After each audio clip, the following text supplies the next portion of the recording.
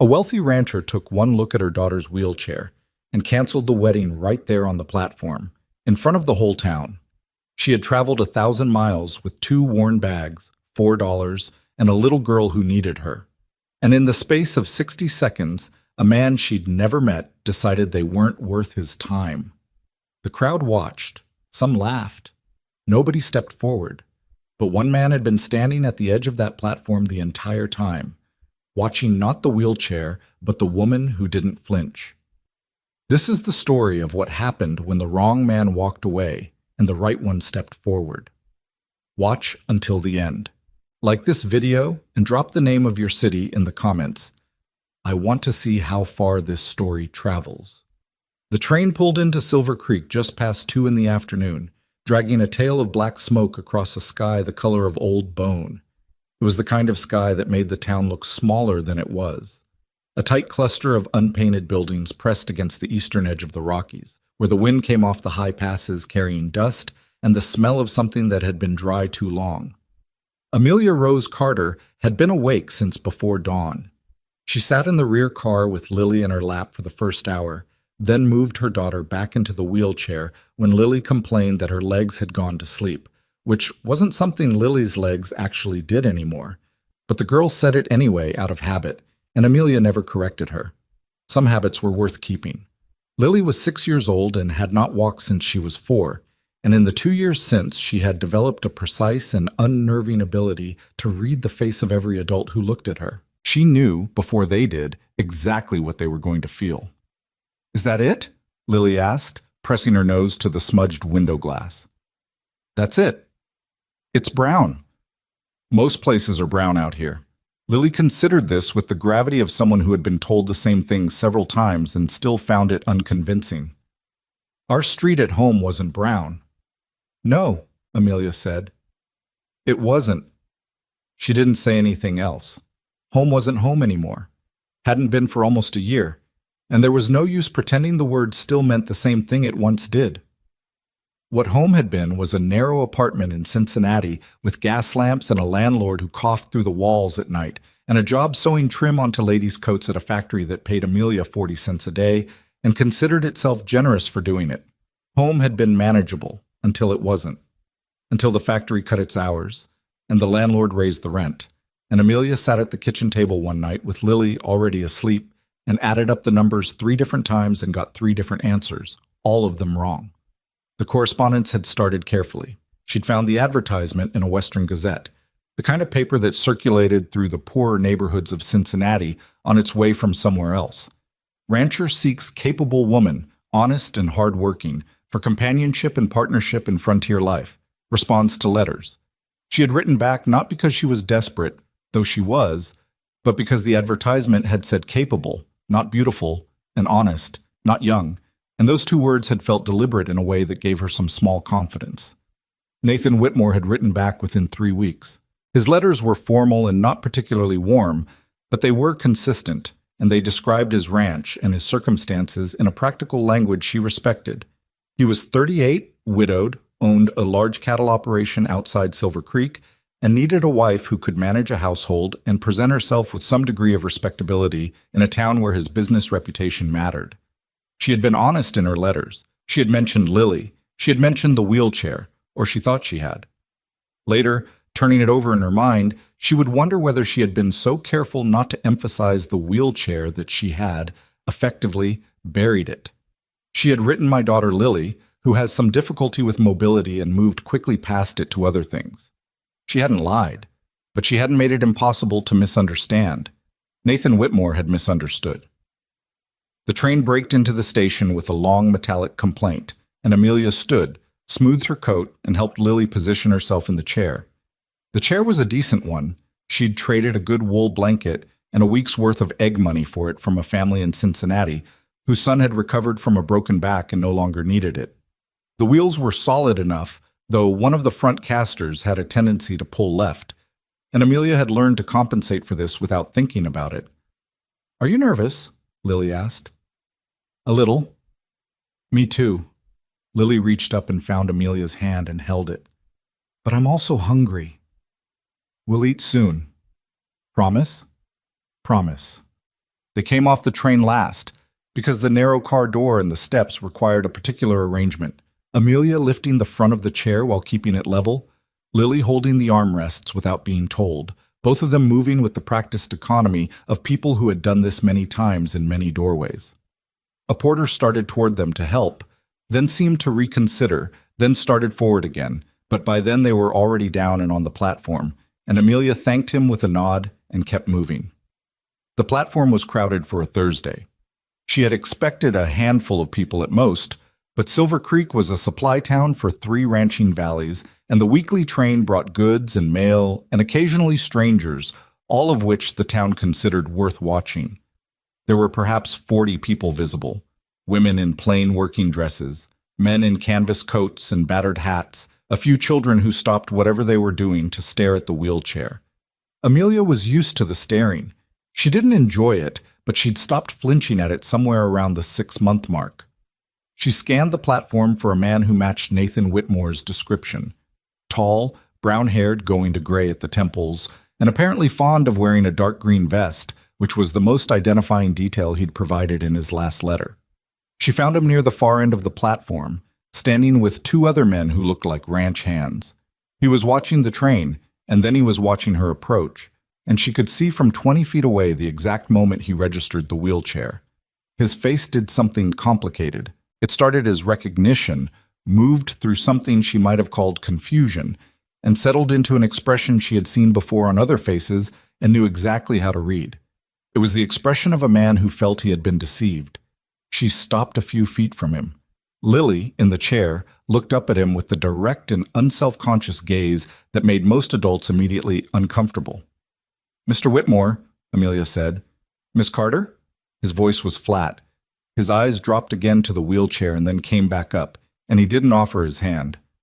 "I wasn't expecting—" He stopped. "I mentioned Lily in my 2nd letter," she said. "And my 4th. You mentioned a daughter with some difficulty walking." His voice had the careful, pressed quality of a man choosing words specifically to avoid saying the ones he was actually thinking. "I understood that to mean she had a bad leg, an injury that had healed poorly, not—" He made a short gesture that encompassed the wheelchair, Lily, and apparently the whole situation. "The injury didn't heal," Amelia said. "I thought I was clear." "You weren't." Behind her, she could hear the conversations on the platform thinning out as people moved closer to listen. A woman nearby said something to her companion in a low voice and received a quiet laugh in return. One of the ranch hands with Nathan coughed into his fist in a way that wasn't about a cough. "You never told me you were bringing a child like this," Nathan said. He said it simply, as if he were pointing out a miscommunication about the price of lumber, and that simplicity, that complete absence of any recognition that Lily was sitting 3 feet away and was 6 years old and could hear every word, was what stopped Amelia cold. She felt something drop in her chest. Not break, exactly. Drop. The way a rock drops in still water, disappearing from the surface so completely you aren't sure it was ever there, but disturbing everything beneath. Lily's hand found the armrest of her wheelchair. Her small fingers wrapped around the metal, and she didn't look at Nathan Whitmore anymore. "Mr. Whitmore," Amelia said quietly, "my daughter has a name." He didn't acknowledge that. "I need a wife who can manage a ranch, someone who can ride, who can help with the work, who can present herself at community events without—" He stopped again, and this time the pause lasted long enough that Amelia understood he was not going to find a version of the sentence that was acceptable. "Without what?" she said. "This arrangement isn't going to work," Nathan said. "I apologize for the inconvenience. I'll pay for your return ticket to Cincinnati." The silence on the platform was the particular kind that happens when a crowd of people want to pretend they aren't listening while making sure they don't miss anything. Amelia heard a child behind her ask its mother what was happening and heard the mother shush it without answering. She heard the wind picking up off the hills to the west. She looked at Nathan Whitmore for a long moment. He was not, she thought, a cruel man in any deliberate way. He was a man who had decided what he needed and found that she did not match the decision, and he was now ending the transaction with as little drama as he could manage. And he was so focused on managing the practical difficulty of the moment that he had genuinely not noticed, or had chosen not to notice, that the center of the problem he was so efficiently solving was a 6-year-old child who could hear him. That was somehow worse than cruelty. "I won't be taking the return ticket," Amelia said, "and I don't want your apology." Nathan frowned. "Miss Carter, my daughter is not a complication in a business arrangement." Her voice was even. She had learned in the years since Lily's accident to keep her voice even when everything underneath was not. It was one of the more useful things she'd learned. She is a child. She has a name. Her name is Lily, and she is sitting right here, and you've spoken about her twice now without once looking at her. And I think you should know that's the kind of thing a person doesn't forget. The woman nearby had stopped whispering to her companion. "I'm not trying to be unkind," Nathan said, though his voice suggested he was mostly trying not to be embarrassed. "I know," Amelia said. "That's what makes it worse." She turned the chair slightly, angling it away from Nathan Whitmore, and took one step. Then she stopped, because she didn't actually know where she was going. This was the practical reality underneath the dignity. She had 2 worn leather bags on the train platform, approximately $4.60 in the inside pocket of her coat, no contacts in Silver Creek, no acquaintances in the territory, and a daughter who needed to eat something in the next hour or would become the kind of quietly furious that took 2 days to resolve. The bravado of her last line was real. She meant every word of it, but it existed in the same body as a woman who was calculating in the back of her mind whether $4.60 was enough for a room at whatever this town had for a boarding house, and for how many nights, and what came after that. Lily looked up at her, not asking anything, just looking. "We're fine," Amelia said quietly. "I know," Lily said. It was the kind of exchange they'd had before. Neither of them believed it entirely, and both of them needed to say it anyway. The crowd on the platform had begun to reorganize itself now that the main event seemed to be over. A few people drifted away. A few others remained, watching Amelia with the particular expression of frontier town bystanders. Not malicious, not sympathetic, simply waiting to see what she would do next. Because what a stranger did next told you most of what you needed to know about them. What Amelia did next was walk to the far end of the platform, where a wooden bench sat against the station wall, and position Lily's chair beside it, and sit down, and open one of her bags to retrieve a small wrapped package of crackers she'd been saving since Kansas City. "Here," she said, handing Lily 2 crackers. Lily took them. She ate one and held the other, and looked out at the street beyond the station, where a wagon was moving slowly through the dust with a load of fence posts. "Is that man going to make us leave?" "Nathan Whitmore doesn't have the authority to make us do anything," Amelia said. "This is a public train station." "But where are we going to sleep?" "I'm working on that." Lily ate the second cracker. "Okay." This was one of the things Amelia loved most about her daughter, the girl's capacity for a certain pragmatic trust, not naive trust.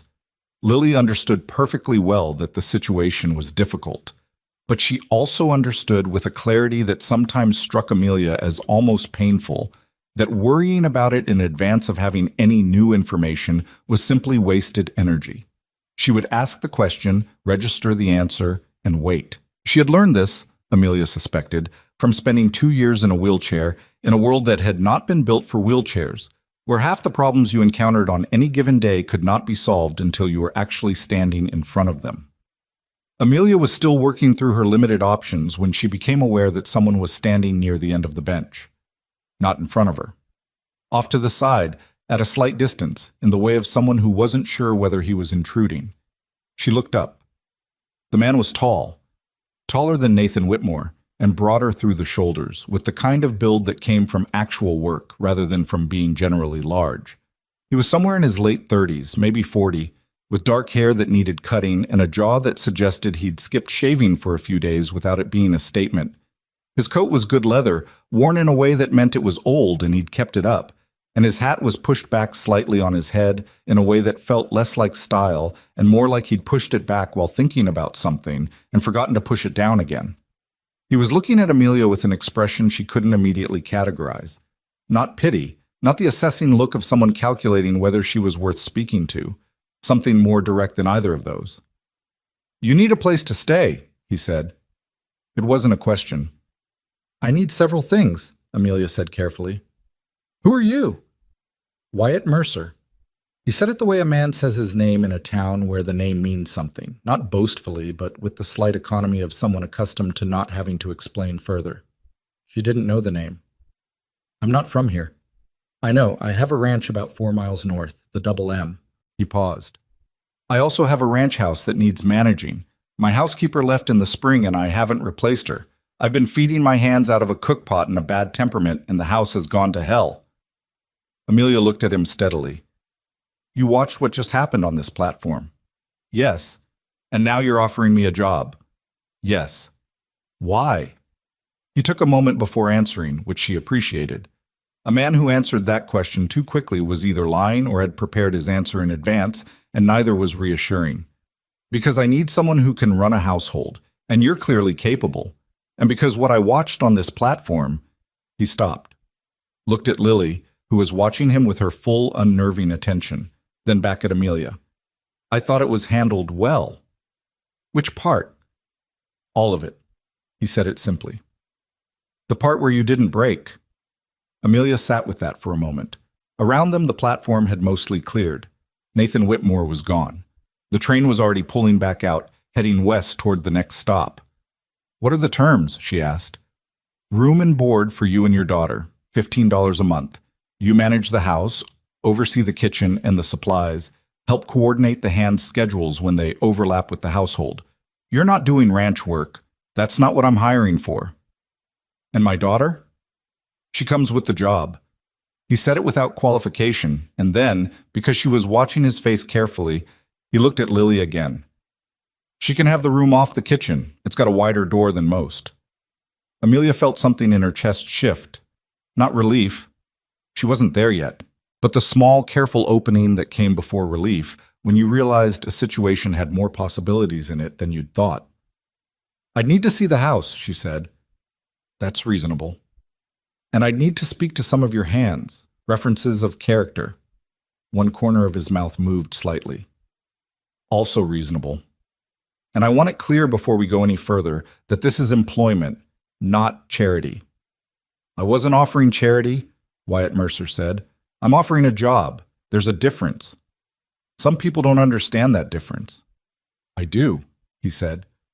Lily had been listening to this entire exchange with the concentrated stillness of a child who knows she is at the center of a conversation that is not technically about her. Now she spoke. Do you have animals? Wyatt looked down at her. Some. What kind? Cattle, horses, 2 dogs that are mostly useless but think very highly of themselves. A barn cat that doesn't answer to a name but shows up when there's food, which is about all you can ask. Lily considered this information with appropriate seriousness. What are the dogs' names? Buck and Henry. Those are people names. They behave like people, Wyatt said. Bad ones, mostly. Lily almost smiled. It wasn't quite a smile, but it was adjacent to one, which was how Amelia knew her daughter was cautiously interested. She stood up from the bench and picked up the nearer of the 2 bags. I'll need to retrieve my other bag from the platform, she said. I'll get it, Wyatt said. Which one? She described it. He found it within 30 seconds, which meant he'd already identified her luggage before he'd spoken to her, which either meant he was thorough or presumptuous, and she hadn't decided which yet. He loaded both bags into the back of a wagon parked at the edge of the street. A working wagon, not a buggy, with a flat bed and a bench seat and a horse that looked well-fed and mildly bored. Getting Lily and the wheelchair into the wagon required a brief ramp improvised from a fence plank someone had left leaning against the station wall, and Wyatt held the plank steady without being asked to and without making any comment about the process, which Amelia noted. They drove north out of town on a road that was more suggestion than construction, through scrub brush and early autumn grass going yellow at the tips. The mountains sat to the west, enormous and indifferent. Lily watched everything with her head turned toward the window of the wagon, cataloging it, the way she did with new places. Amelia watched Wyatt Mercer's profile and tried to figure out what she was dealing with.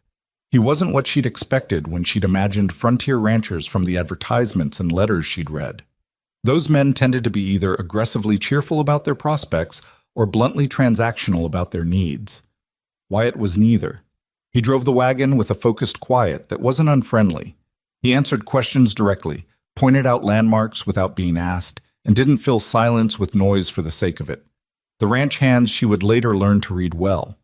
Wyatt was already the kind of man she suspected didn't show you very much at first, and you had to decide whether you were willing to wait for more. She wasn't sure yet, but she was here, and the road was going north, and $4.60 wasn't going to carry them far. The double M announced itself first as a smell, wood smoke and cattle, and something that might have been a late garden, and then as a line of fence posts appearing along the left side of the road, and then as a compound of buildings settling into a hollow in the land with the particular permanence of things built to stay. The main house was 2 stories, stone foundation and timber walls, with a covered porch running the length of the front. It was not elegant. Several boards on the porch needed replacing, and a window on the upper floor had a crack in the glass someone had patched with oilcloth, and the kitchen garden to the east had gone mostly to seed. But the structure itself was sound. She could see that even from the road, and the bones of something that had once been genuinely cared for were visible underneath the neglect. "You weren't wrong about the state of it," she said. "I didn't claim otherwise." She looked at the house for another moment. Then she looked at Lily, who was looking at the house with an expression of focused concentration, assessing it the way she assessed most things, not with excitement, not with disappointment, but with a kind of careful cataloging. "What do you think?" Amelia asked her. Lily was quiet for a moment. Then she said, "The porch is big enough for the chair." "It is," Amelia agreed, "and the door looks wide." "We'll check it," Lily nodded slowly. "Okay," she said. "I think we could stay here for a while." It wasn't a declaration of happiness. It wasn't a vote of unconditional approval. It was a 6-year-old girl making a careful, provisional assessment of a situation that had not given either of them much room to be particular, and deciding that the room they had was enough. Amelia took a slow breath and looked at the house, and thought about what it was going to take to make it functional and warm and livable, and started calculating. Wyatt pulled the wagon up to the front of the house and set the brake. He climbed down and came around to help with the chair, and again he didn't make a production of it. Just set the ramp, held it level, and waited without hovering while Amelia managed the chair and Lily managed herself with the practiced efficiency of someone who found unsolicited assistance more hindrance than help. The inside of the house was worse than the outside, which was saying something. The kitchen was serviceable but grim. The front room had accumulated 2 months of disorganization with a layer of dust over everything. The narrow hallway smelled of old wood smoke and mildew and something else she couldn't identify and didn't want to. But the room off the kitchen, the one Wyatt had mentioned, had a door frame that measured nearly 3 feet across and south-facing windows and a plank floor that was dirty but solid. Lily sat in the doorway of the room in her chair and looked at the south windows for a long moment. "I want the window seat," she said, "if there is one." "There isn't," Amelia said, "but I can build one." She looked at Wyatt. "If that's permitted." "It's your room," he said, as if that settled it. Amelia stood in the kitchen and looked around at the mess and the grime and the sorry state of a house that had been left too long without someone who cared about it, and she felt the first thing she'd felt all day that wasn't some version of fear or grief or controlled anger. She felt something that might have been, cautiously and without committing to it fully, the beginning of purpose. "I'll need a list of what supplies are on hand," she said, "and I'll need to know your hand's schedule, when they eat, what they expect, whether any of them have particular requirements. I'll get you the list tonight, and I'll need to know who in town is reliable for supplies and who isn't. Connolly's Mercantile, stay away from the feed merchant on the south end, Hoss. He waters his prices and his product." "Right." She looked around the kitchen once more. "I'll start in here in the morning." Wyatt nodded. He was standing near the door with his hat in his hands, and there was something in his expression that she couldn't read. Not calculation, not warmth. Something in between, like a man who was trying to decide whether what he was seeing was what he thought he was seeing. "Miss Carter," he said. "Mrs. Carter," she corrected. "My husband died 4 years ago." "Mrs. Carter." He said it without making it awkward, which she appreciated. "You should know. People in this town are going to talk. Some of them saw what happened at the station. Some of them already have opinions about what it means that you're out here." "I expect they do," she said. "I'm telling you so it doesn't catch you by surprise." It won't, she said. People have had opinions about me and my daughter for 2 years. We're still here. He looked at her for a moment, then he put his hat back on, turned it once to settle it, and moved toward the door. Dinner's at 6, he said. I'll send someone to show you where the water pump is. He left, his boots on the porch boards, the creak of the steps, the sound of the horse moving as he led it toward the barn, then quiet. Lily had maneuvered her chair to the south window of the kitchen and was looking out at the yard, where a rusted pump handle was visible, and beyond it, a row of cottonwood trees had gone autumn gold against the brown hills. Mom, she said. Yeah. Those trees are pretty. Amelia looked at the cottonwoods. They were, in the low afternoon light, genuinely beautiful, gold against brown against the hard blue of the Colorado sky, the kind of color that made the whole landscape look briefly like something other than what it was. They are, she said. Are we going to be okay here? She didn't answer immediately. She stood in the grimy kitchen of a stranger's house in a town that had already watched her get humiliated and then hired by a different stranger $4.60 in her coat pocket, a daughter who needed a window seat she didn't yet have, and 2 bags of everything they owned. Yes, she said. We're going to be okay here. She meant it the way she always meant it. Not as a statement of certainty, but as a decision. A choice made in the absence of guarantees, which was the only way anyone had ever made it in a place like this.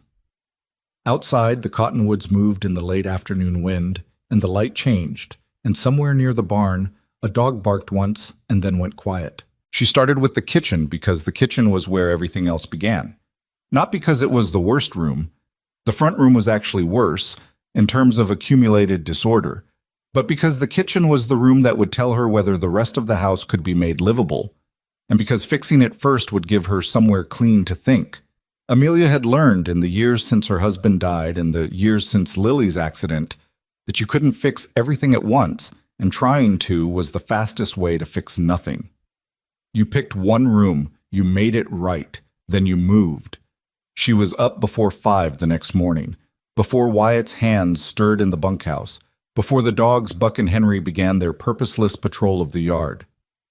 The south window room where she'd put Lily was quiet. Her daughter slept hard and rarely woke before 7. And Amelia moved through the kitchen in the gray pre-dawn with a lamp and a rag and a bucket of water she'd pumped from the yard the night before. By the time the first light came through the east window, she had cleared the shelves, inventoried what was actually in the pantry, which was better than she'd feared mostly, scrubbed the table and the stovetop, and started a fire that didn't smoke back into the room, which she counted as a personal victory over the chimney. The list Wyatt had given her the night before was thorough.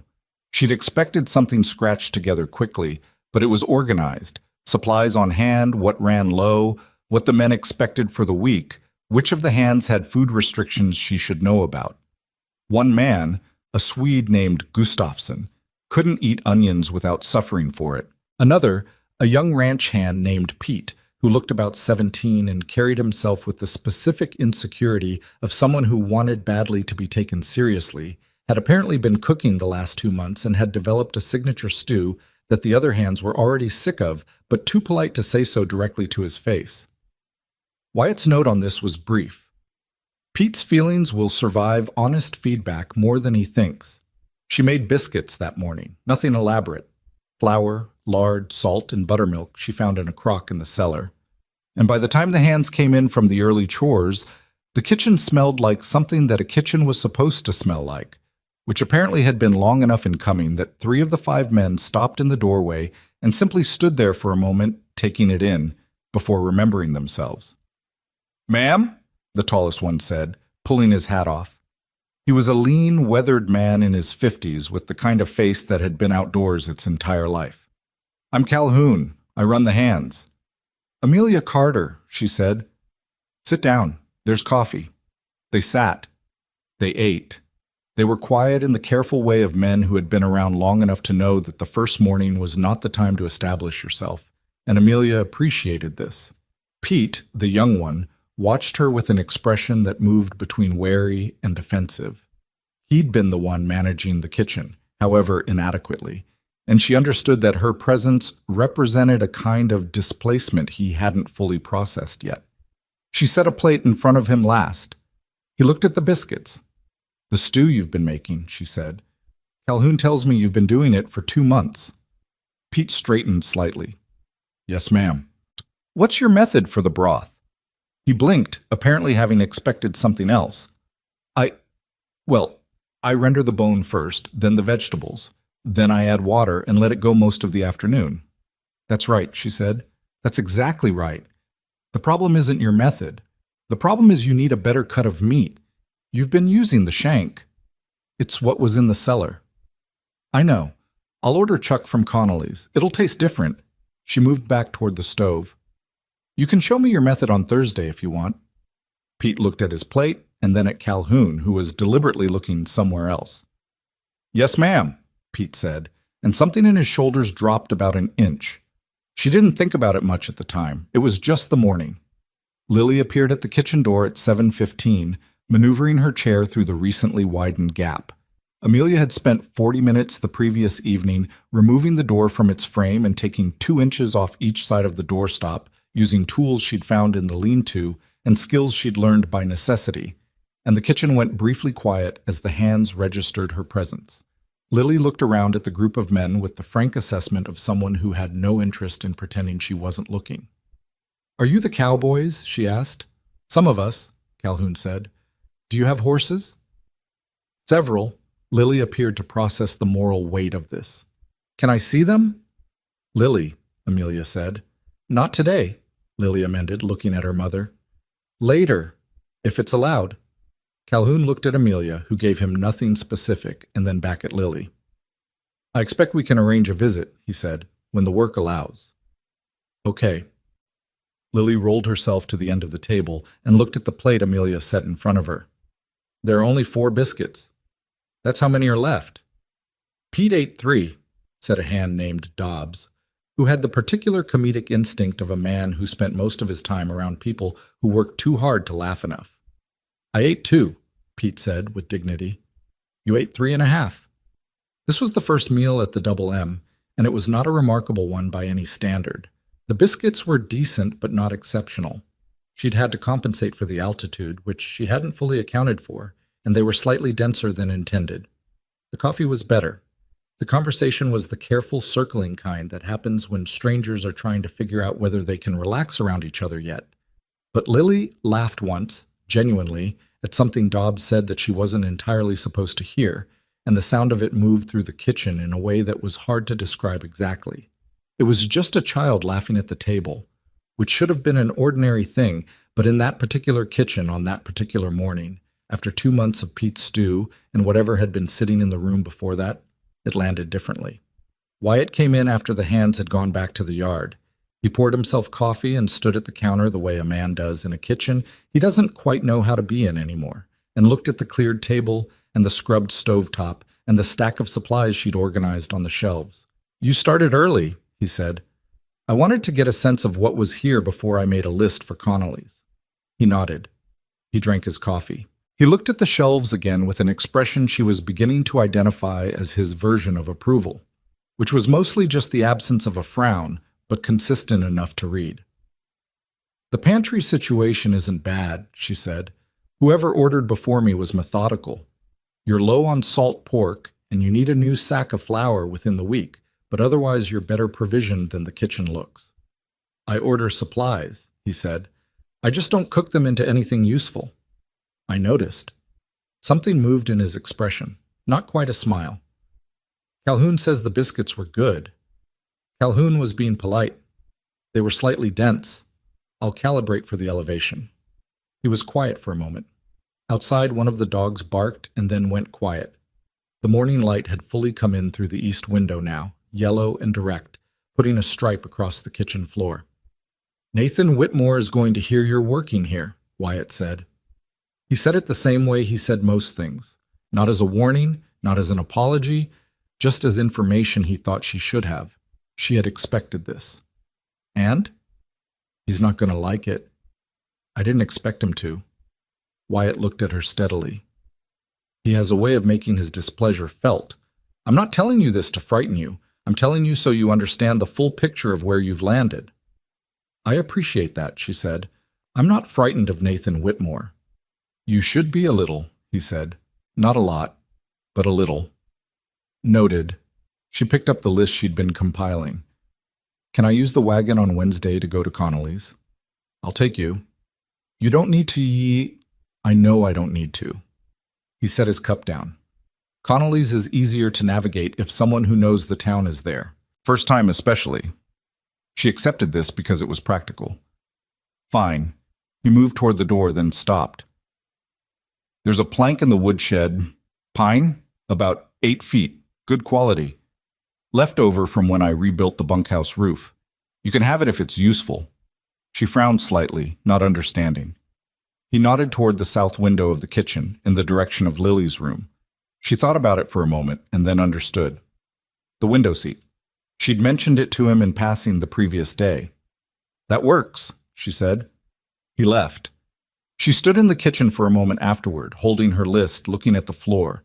It was not a dramatic gesture, it was a plank of leftover pine that he'd mentioned because he'd remembered a passing comment, and it cost him nothing to offer it.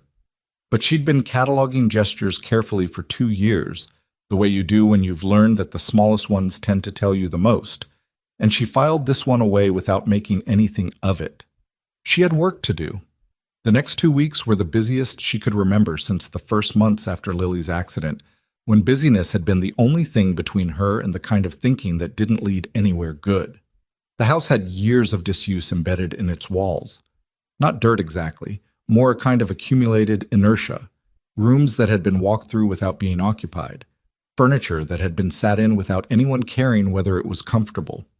She worked through it methodically, the front room, then the hallway, then the upper room Wyatt used as an office, which she cleaned around without touching his papers because touching a man's papers without permission was a specific kind of overreach she wasn't willing to make. Lily adapted to the ranch with an efficiency that both surprised and didn't surprise Amelia.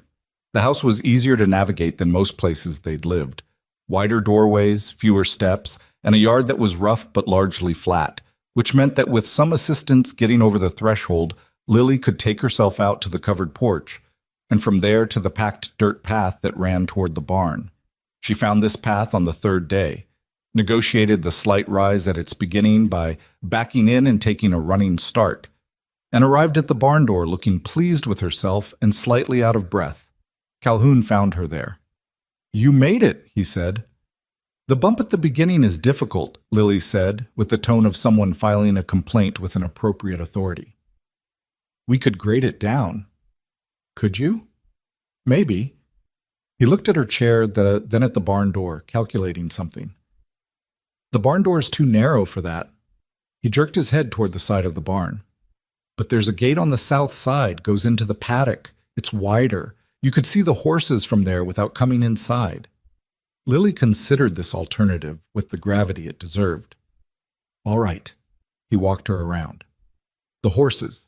3 working quarter horses and an older sorrel mare named Adelaide, who had been retired from cattle work and now spent most of her time standing near the fence, looking opinionated, regarded Lily with the flat, mild curiosity of animals that have been around enough humans to find them generally uninteresting but occasionally worth paying attention to.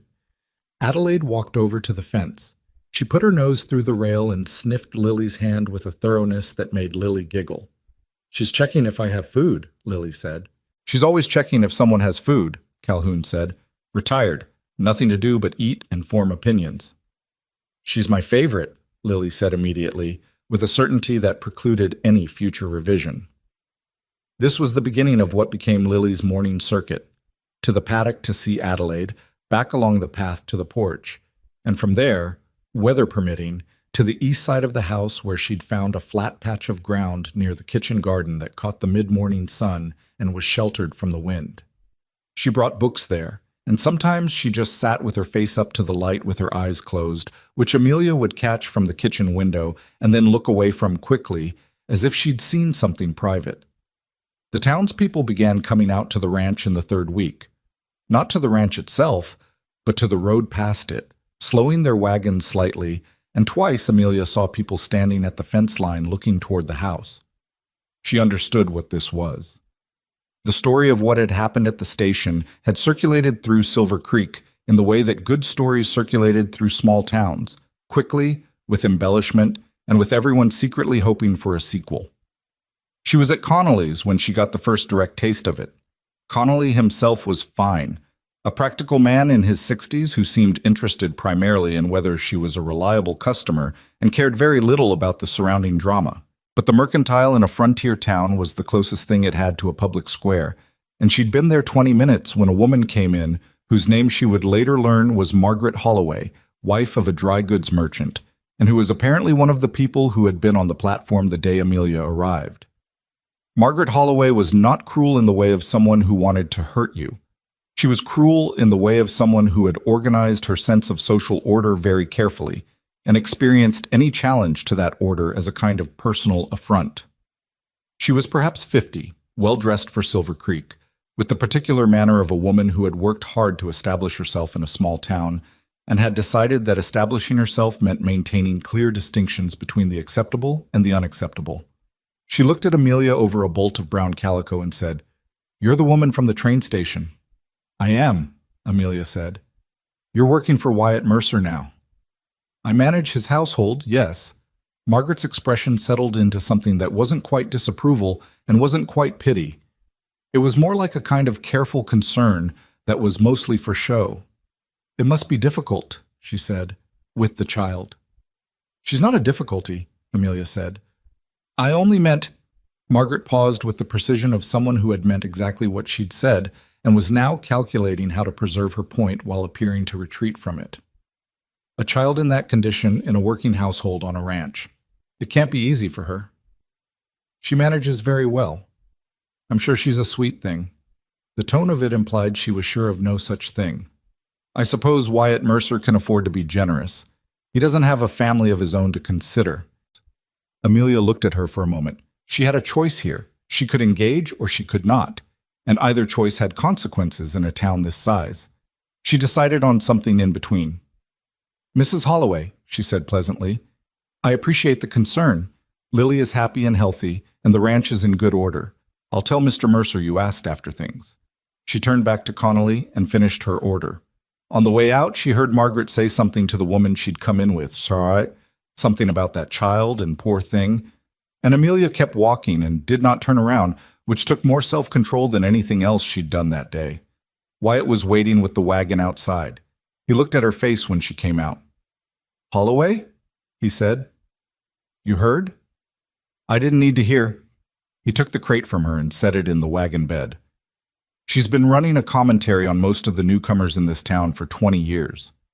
She called Lily a poor thing." He was quiet for a moment, settling the crate. Then he said, "People like Margaret Holloway need there to be poor things. Makes them feel better about whatever they've decided they are." It wasn't a particularly eloquent observation, but it was accurate, and she found that more useful than eloquence. She climbed up to the wagon seat. "Does it bother you that people are talking?" "People always talk," he said. He picked up the reins. "I stopped trying to manage it about 10 years ago." "What happened 10 years ago?" He didn't answer immediately. The horse moved out into the road and the wagon settled into its rhythm, the boards creaking and the wheels finding the ruts. The mountains to the west had a line of snow on the high ridges that hadn't been there the week before. "My wife died," he said. "After she died, people talked about that. Before she died, they talked about how we were managing. While she was dying, they talked about what would happen to the ranch." He paused. "After a while, you realize the talking isn't actually about you. It's about them. What they're afraid of. What they can't control. You just happen to be the subject." She sat with that for the rest of the drive back. It was the most he'd said about himself since she'd arrived, and she'd learned enough about him by then to understand that this was not a man who talked about himself for the sake of it. He'd offered the information because it was relevant, which was how he offered most things. The weeks moved. The house came together in ways she hadn't quite predicted.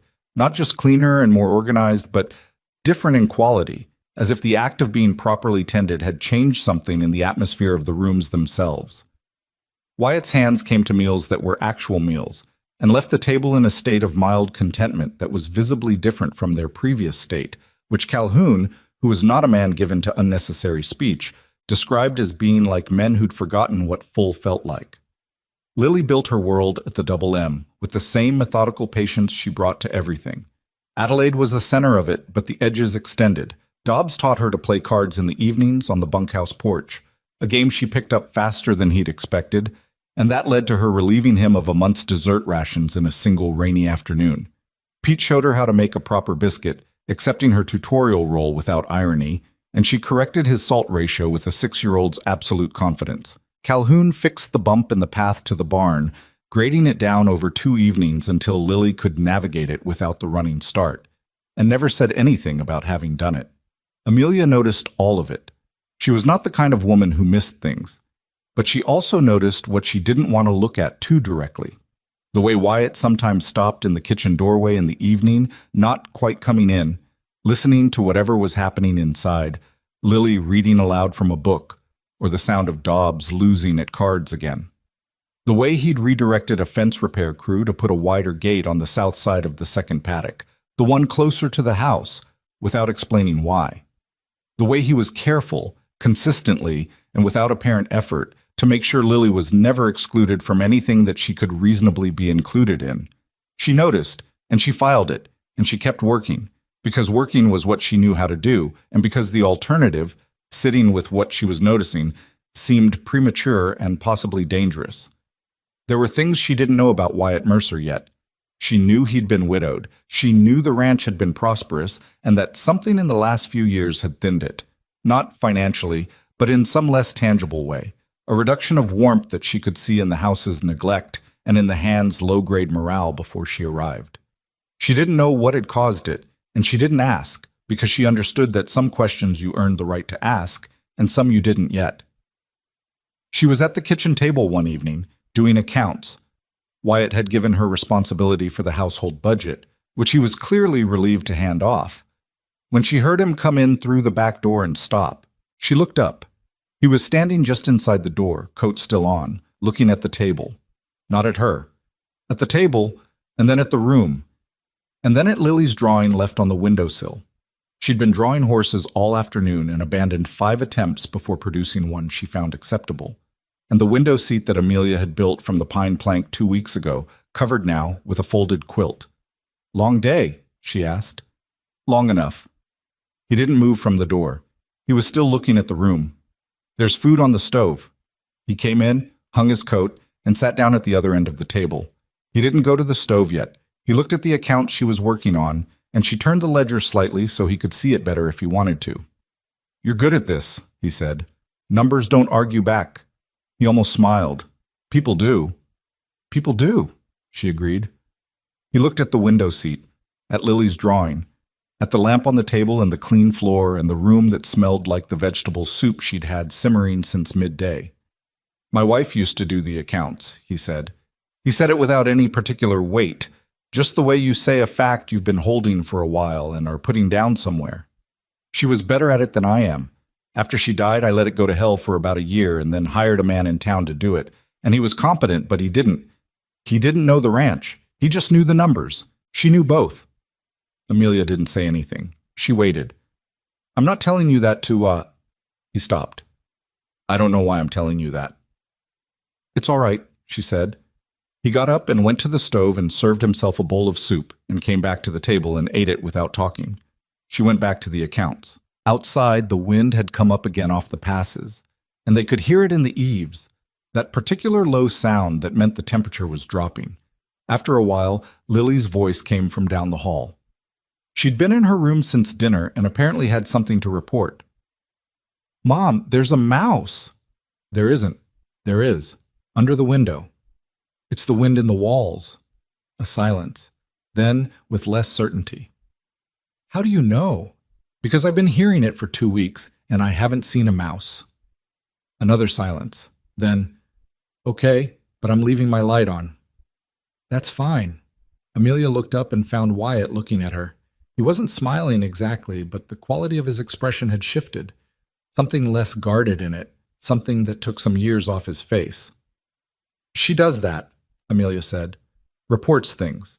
She finds it important to have someone officially informed." "That seems reasonable," Wyatt said. If there were a mouse, you'd want to know. There's no mouse? Probably not, he agreed. She went back to the ledger. He finished his soup. The wind moved in the eaves, and from down the hall came the thin line of light under Lily's door that meant the lamp was still on, and the whole house held them.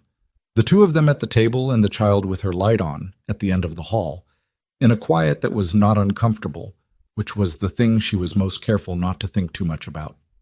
She had come to the Double M to earn enough money to leave. She told herself that the first night, and she'd meant it. She was beginning to understand, with the slow and unwilling clarity of someone who has learned not to trust comfort, that leaving was going to be more complicated than she'd planned. The rumors started the way they always did in a town like Silver Creek, not with a single voice, but with several, speaking at different times in different places, until the accumulated weight of them began to feel like fact. The first one Amelia heard directly came from Pete, who had the unfortunate habit of processing information out loud before deciding whether it was appropriate to share. He came in from town on a Saturday in early November with the week's mail and a sack of salt pork from Connolly's and the expression of someone carrying something heavier than groceries. "People are saying you came out here on purpose," he said, setting the sack on the kitchen table. "That you knew the Whitmore arrangement wasn't going to work, and you planned it so Wyatt would feel obligated to take you in." Amelia was cutting carrots. She kept cutting. "Who's saying that?" "Mrs. Holloway mostly, but it's spread." "And what do people think I'm getting out of this arrangement?" Pete shifted his weight. He was a decent young man in the way of people who haven't yet had enough experience to be indecent, and he clearly found this conversation uncomfortable. "They're saying you're positioning yourself, that the job is a means to something else."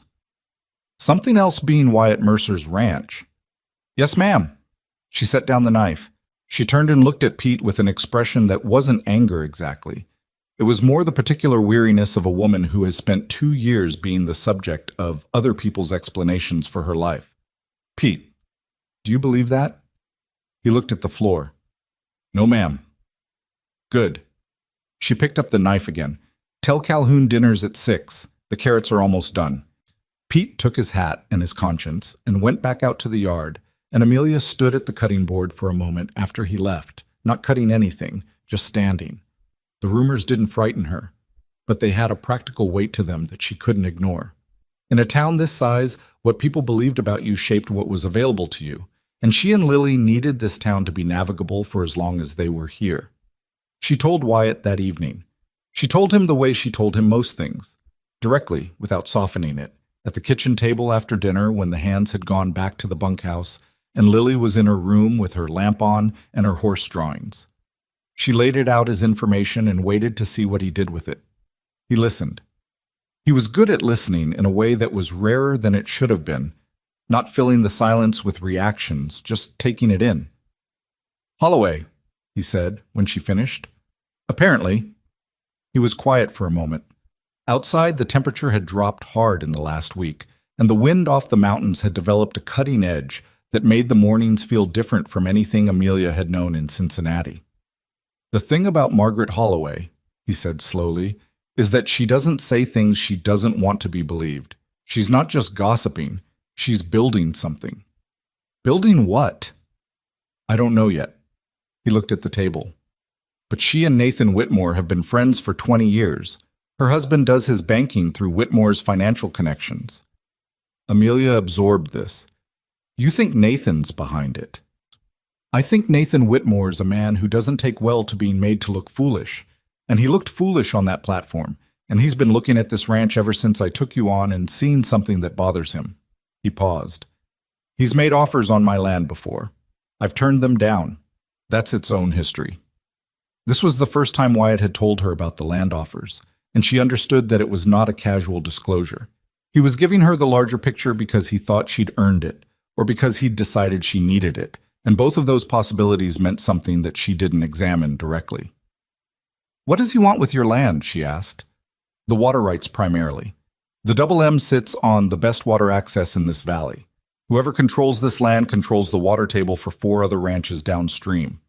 He said it without drama, the way he said most things that were serious. "He's never been willing to offer what it's worth. I've never been willing to sell at a loss. And now he has another reason to want you weakened." "Now he has another reason," Wyatt agreed. She thought about Nathan Whitmore on the station platform, the way his face had moved when he'd seen the wheelchair, the efficient coldness of his dismissal, the way he'd said a child like this as if Lily were a defective item someone had slipped into a shipment. She'd filed that away as the particular failure of a particular man, the kind of personal smallness you encountered and moved past. But if it was connected to something larger, if Nathan's humiliation on the platform had combined with a pre-existing grievance against Wyatt's land and water rights, then the situation was more complicated than one man's wounded pride. "Is he dangerous?" she asked. Wyatt considered the word. "He's not violent, but he's patient, and he has money, and in my experience, a patient man with money is more dangerous than a violent one, because you don't always see what he's doing until it's already done." She nodded. "All right. I'm not telling you this to frighten you. I know, you're telling me so I have the full picture." She stood up and began clearing the table. "You said that to me on the first day." "Did I?" "You did." She stacked the bowls. "It was one of the first things I thought well of you for." He didn't say anything to that, but she heard the quality of his silence change slightly, the way it sometimes did when she said something that landed in a place he hadn't expected. The following weeks moved with a surface calm that Amelia didn't entirely trust. She went to Connolly's twice and noticed both times that conversations nearby shifted when she entered, the particular social rearrangement of a room that has been discussing you and isn't quite finished. She smiled at people and was scrupulously polite and bought her supplies efficiently and left without giving anyone anything to work with, which she understood was its own kind of defense. Lily, largely insulated from the adult machinery of the town's opinion, continued her world at the ranch with cheerful focus. Adelaide had developed the habit of walking to the south end of the paddock when Lily appeared at the gate, a piece of self-direction that Calhoun claimed was unprecedented for a horse he'd previously described as having the personality of a municipal building. Lily brought her carrots when she could get them and told her things that Amelia, watching from the kitchen window, could not hear. Whatever she was telling the horse, Adelaide's ears moved in a way that suggested she was at least making an effort. Dobbs, who had been systematically losing at cards to Lily for 3 weeks, had apparently decided that the only recovery available to him was to teach her a more complex game, on the theory that her advantage was beginner's luck and would not survive genuine strategy. He was wrong about this. Lily had a memory for cards that Amelia recognized as similar to the memory she applied to everything else, which was total and unforgiving. But the lessons themselves had become the point, a late afternoon ritual on the bunkhouse porch that the other hands drifted toward and participated in peripherally, ostensibly doing other things while actually watching Dobbs get demolished by a 6-year-old. Wyatt watched this from a distance, the way he watched most things involving Lily. Not obviously, not constantly, but with a consistency that Amelia had stopped trying to explain to herself as something other than what it was. He was careful about not making it conspicuous. He would find reasons to be near the paddock at the time she usually came out, check something on a fence post or speak to Calhoun about a feed schedule. And Adelaide would be there with her nose through the rail and Lily talking to her about whatever she was talking about. And Wyatt would do his work nearby and not interfere and not make a performance of noticing. Once, Amelia saw him crouch down next to Lily's chair and say something, and Lily looked at Adelaide and then back at Wyatt and asked something that made him think for a moment before answering, and Lily nodded with the gravity of a judge accepting testimony, and Wyatt stood back up and went back to the fence post. That evening at dinner, Lily told Amelia that Adelaide had been a cutting horse before her retirement and had worked cattle for 6 years, and that Wyatt had said she was one of the best he'd ever seen, but that her knees had given out, and there was no sense making her work in pain. "He said animals don't choose their work," Lily reported, eating her soup with the focused efficiency she applied to meals she found acceptable. "He said that was a reason to treat them well." "He's right," Amelia said. "I think Adelaide is glad she's retired," Lily said. "She doesn't look like she misses it." Hard to know what a horse misses. Lily considered this with appropriate seriousness. "I think she misses having a job, but not that job. She just wants something to do." She looked at Amelia. "That's different." "It is," Amelia said. She looked at her daughter, the serious face, the soup spoon held correctly, the absolutely certain tone, and thought, as she sometimes did, that Lily was in possession of a clarity about the world that most adults had been talked out of by the time they reached adulthood, and that this was either the most valuable thing about her or the thing that would make her life hardest. Probably both. The first sign that Nathan Whitmore's patience was becoming something more active came in the second week of November, when two of Wyatt's fence lines on the eastern property boundary were found cut. Clean cuts, not breaks. Wire snipped at intervals. The posts themselves intact, which meant it was deliberate. Calhoun found it during the morning check and came back to report it with the contained expression of a man who has seen this kind of thing before and knows exactly what it means. Wyatt heard the report at the barn and said nothing for a moment. Then, how many sections? 3. About a quarter mile of line total. Cattle got into the dry grass on the Hendricks property. No damage. They came back on their own, but Hendricks is going to know. I'll speak to Hendricks. Wyatt looked at the eastern hills. Repair it today. I want 2 men checking the north line tomorrow morning. You think it's Whitmore? Wyatt looked at him.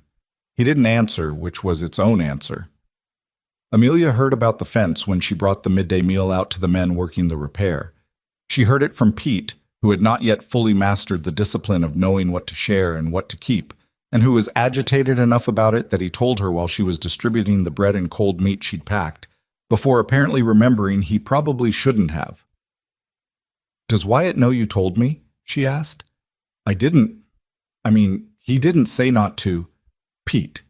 She handed him a piece of bread. I'm not going to make a problem out of it. I just need to know if you were supposed to keep this quiet. Pete chewed his bread and thought about it. I don't think he said one way or the other. She went back to the house and thought about what the cut fences meant in the context of what Wyatt had told her about Nathan and the water rights and the land offers. They could be coincidental. Things happened on ranches, weather, accidents, someone passing through without knowing where the property lines were. But clean cuts at intervals didn't happen by accident, and the timing, coming after weeks of Holloway's campaign in town, after Nathan's public humiliation, fit a pattern she recognized as deliberate pressure, the kind of thing a patient man did when he wanted to increase discomfort without yet crossing a line that could be held against him.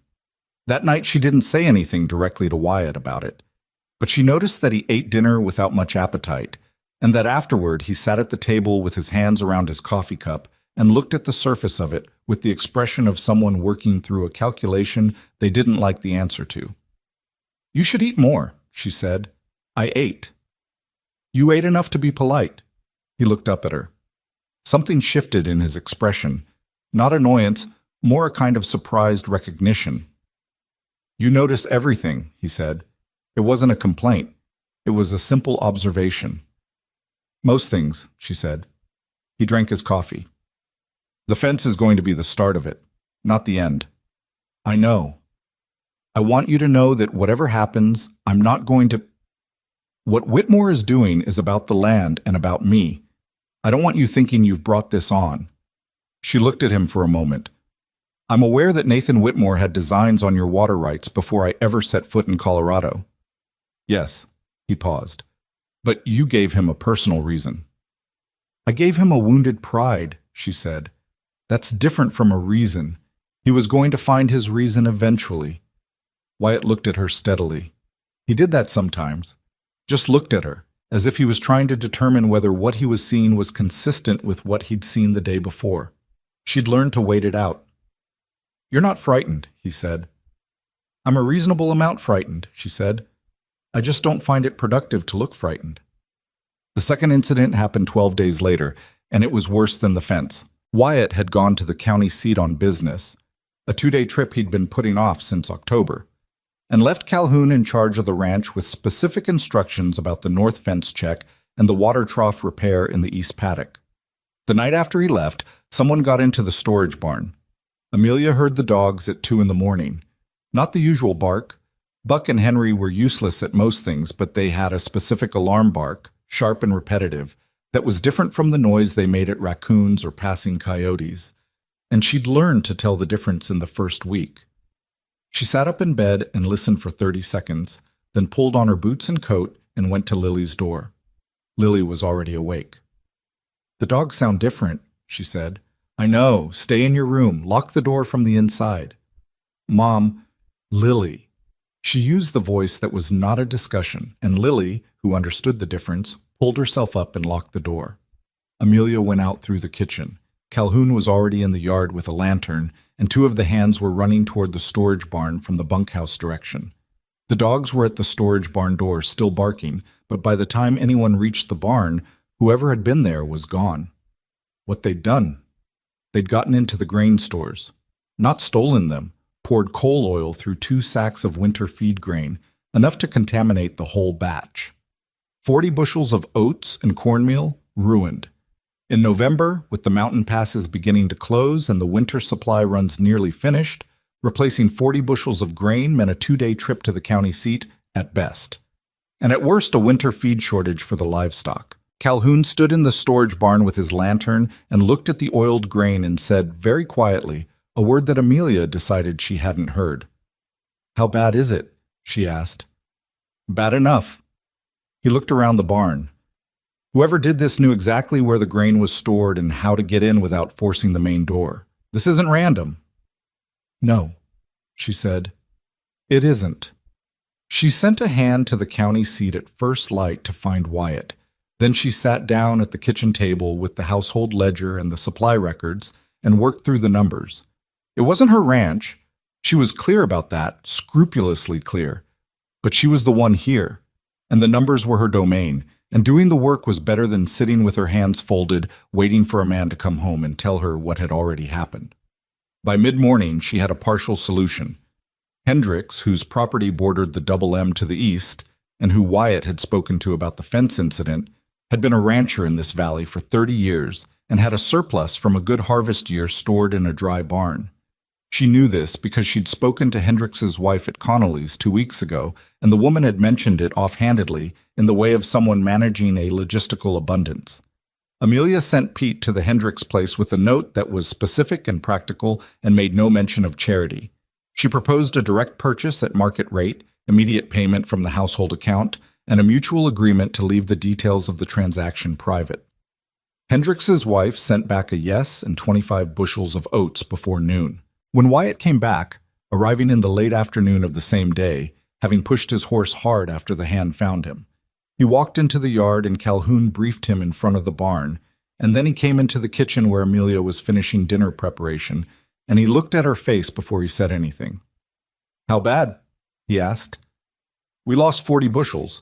Hendricks sold us 25 this morning. It's not a full replacement, but it's enough to carry the livestock through January, and by February the pass south will be navigable again for a supply run." He was quiet for a moment. He looked around the kitchen, at the stove, at the ledger open on the table, at the evidence of a day that had been managed in his absence. "You bought from Hendricks." "At market rate. I used the household account. Here." She opened the ledger to the entry. "I've recorded it exactly. You can verify the amount against Hendricks if you want." "I'm not going to verify it." "You should. It's your money." "Mrs. Carter." His voice had something in it she hadn't heard before. Not quite emotion, but the edge of something that was adjacent to it, being very carefully held in check. "I'm not going to verify it." She looked at him.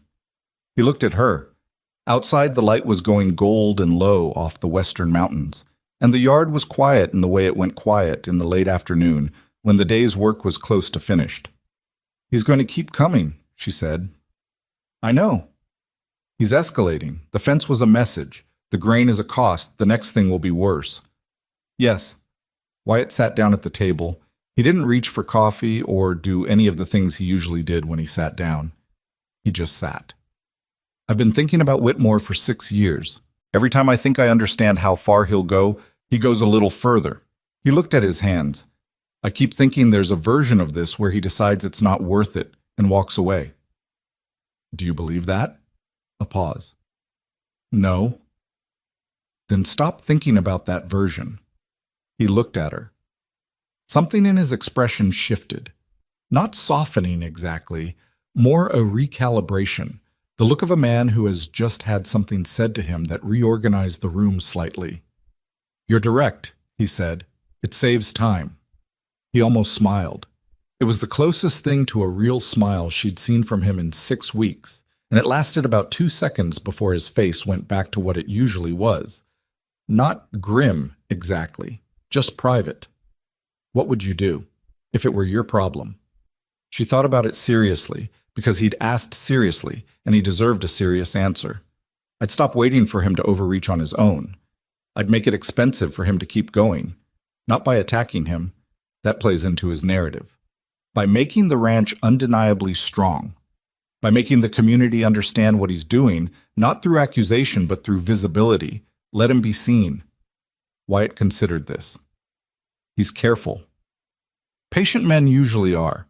But patient men also get impatient eventually, especially when what they want keeps not happening. You wait long enough, he'll make the mistake himself. Your job is to make sure the ranch is still standing when he does. She turned back to the stove. Behind her, she heard him exhale slowly. Not a sigh, more the sound of someone releasing a tension they'd been carrying for longer than a single day. The grain situation, he said. How did you know Hendricks had surplus? His wife told me. At Connolly's. She just told you. The people tell you things when you listen to them. She stirred the pot. Mrs. Hendricks spent most of the conversation managing information about their harvest year because they've had a good one and she was proud of it but didn't want to seem like she was boasting. All I did was listen. Wyatt was quiet for a moment. Then, that's a skill. It's just paying attention. Most people don't. She didn't answer that because it was true, and she'd never found a way to say I know without it sounding like something it wasn't. What she didn't tell him, what she processed later, alone in the kitchen after he'd gone to speak to Calhoun about the barn security, was that the grain incident had frightened her more than the fence.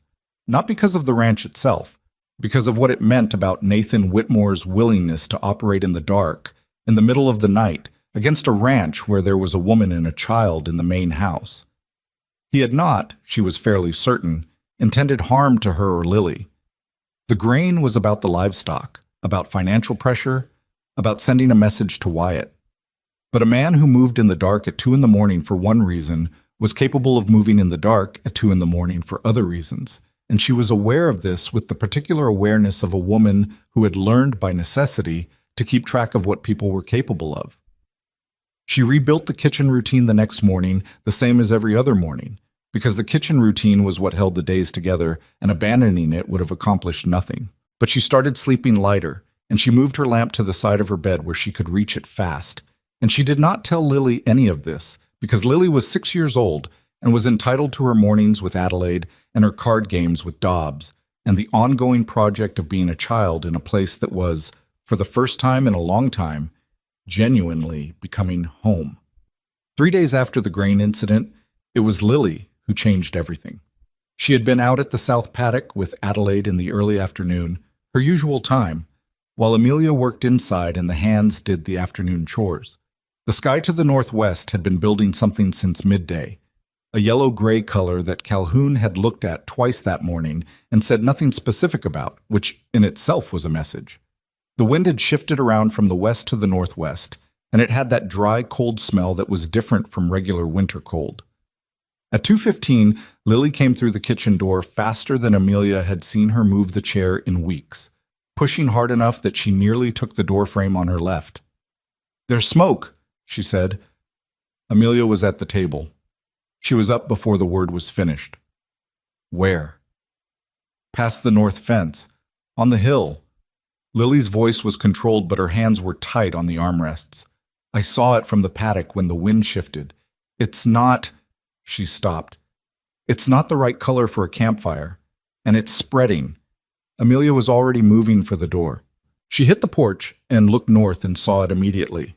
A line of smoke rising off the ridge above the north pasture, still distant but moving with the wind, which had increased in the last 10 minutes and was pushing it southeast directly toward the dry autumn grass of the Double M's upper range. She turned and shouted for Calhoun, and her voice carried across the yard with a carrying quality she didn't know she had until the situation required it. What happened in the next 40 minutes was not organized in any way that could be called orderly.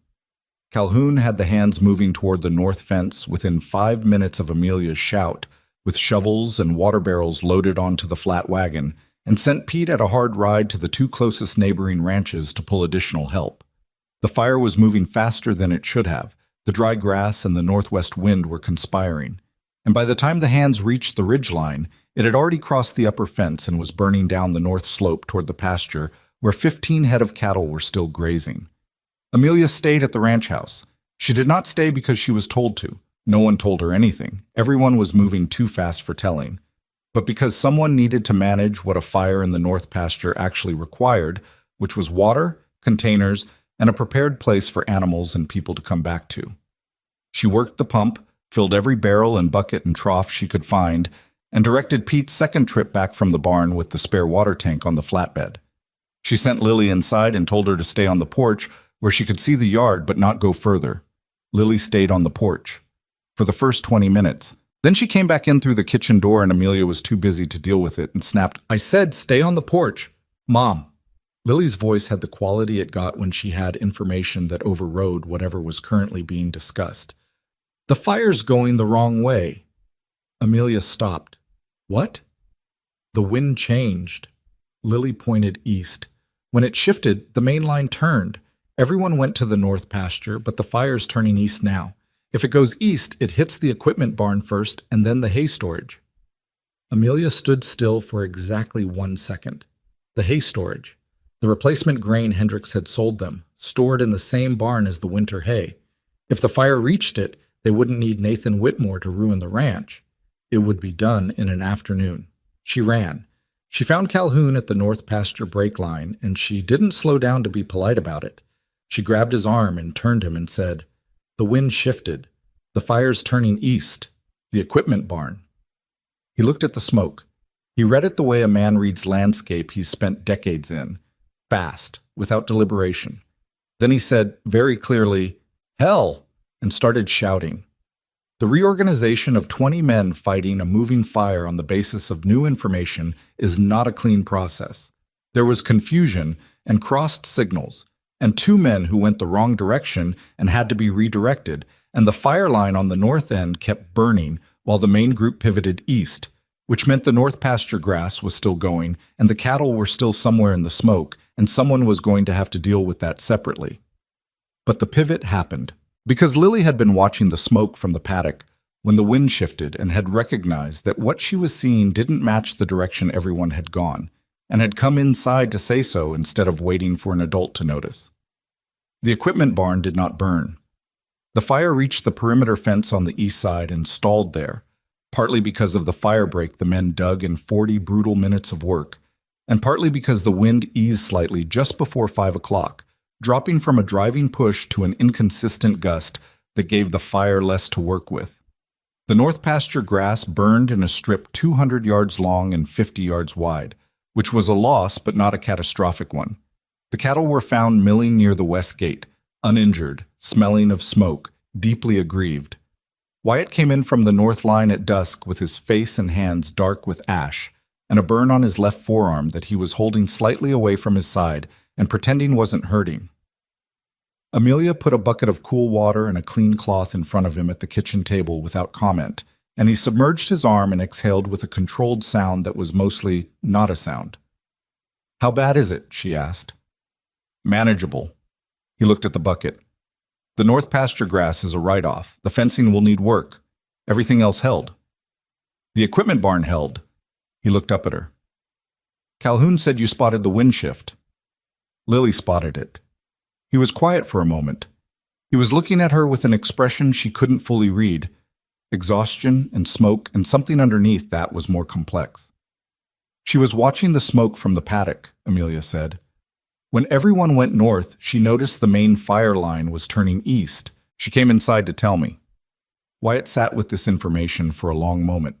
Outside, the last of the men were coming back from the lines, their voices carrying across the quiet yard, low and tired. The smell of smoke had settled into everything: the curtains, the walls, the flour in the open bin near the stove. "If the fire had reached the hay storage," he said slowly. "I know."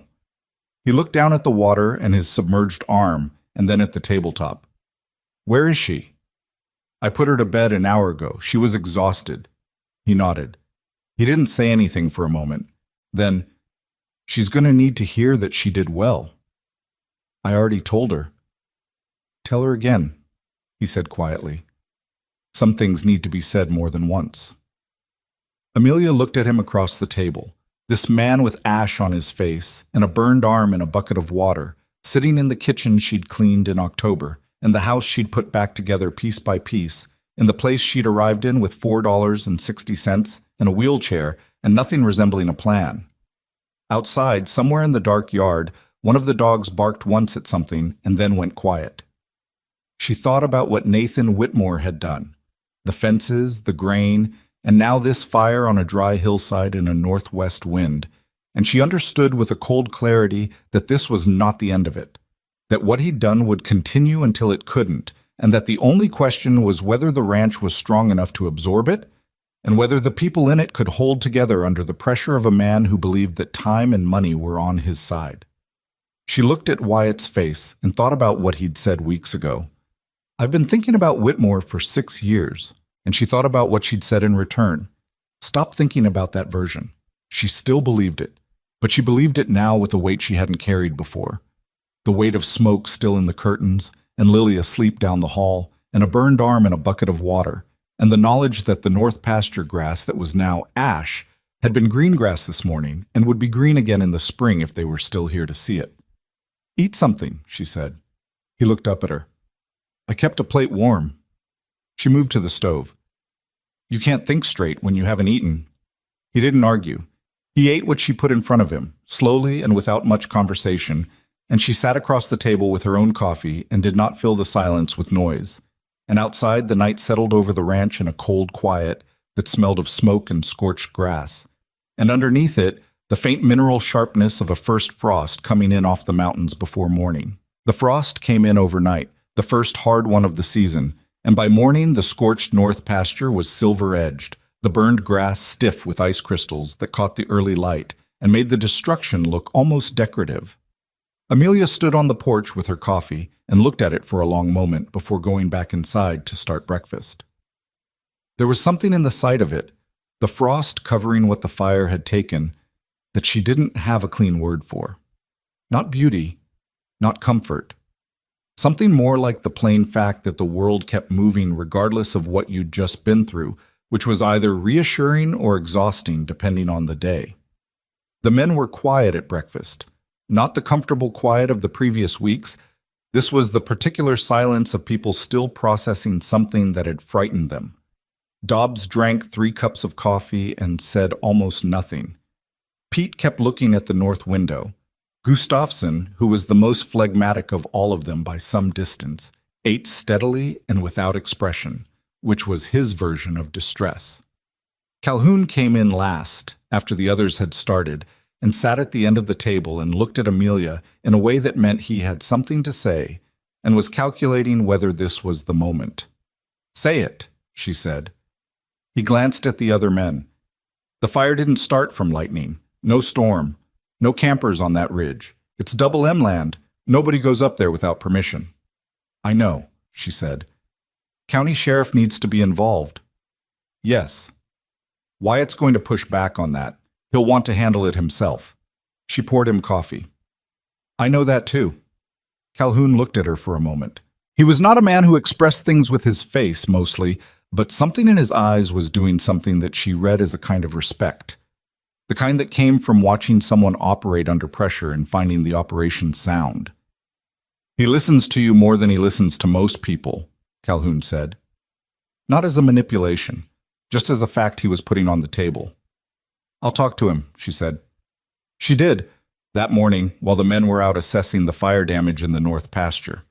Wyatt was in the yard when she found him, looking at the burn scar on his arm where she'd dressed it the night before, pressing it lightly with 2 fingers the way people do when they're testing whether something hurts as much as they remember.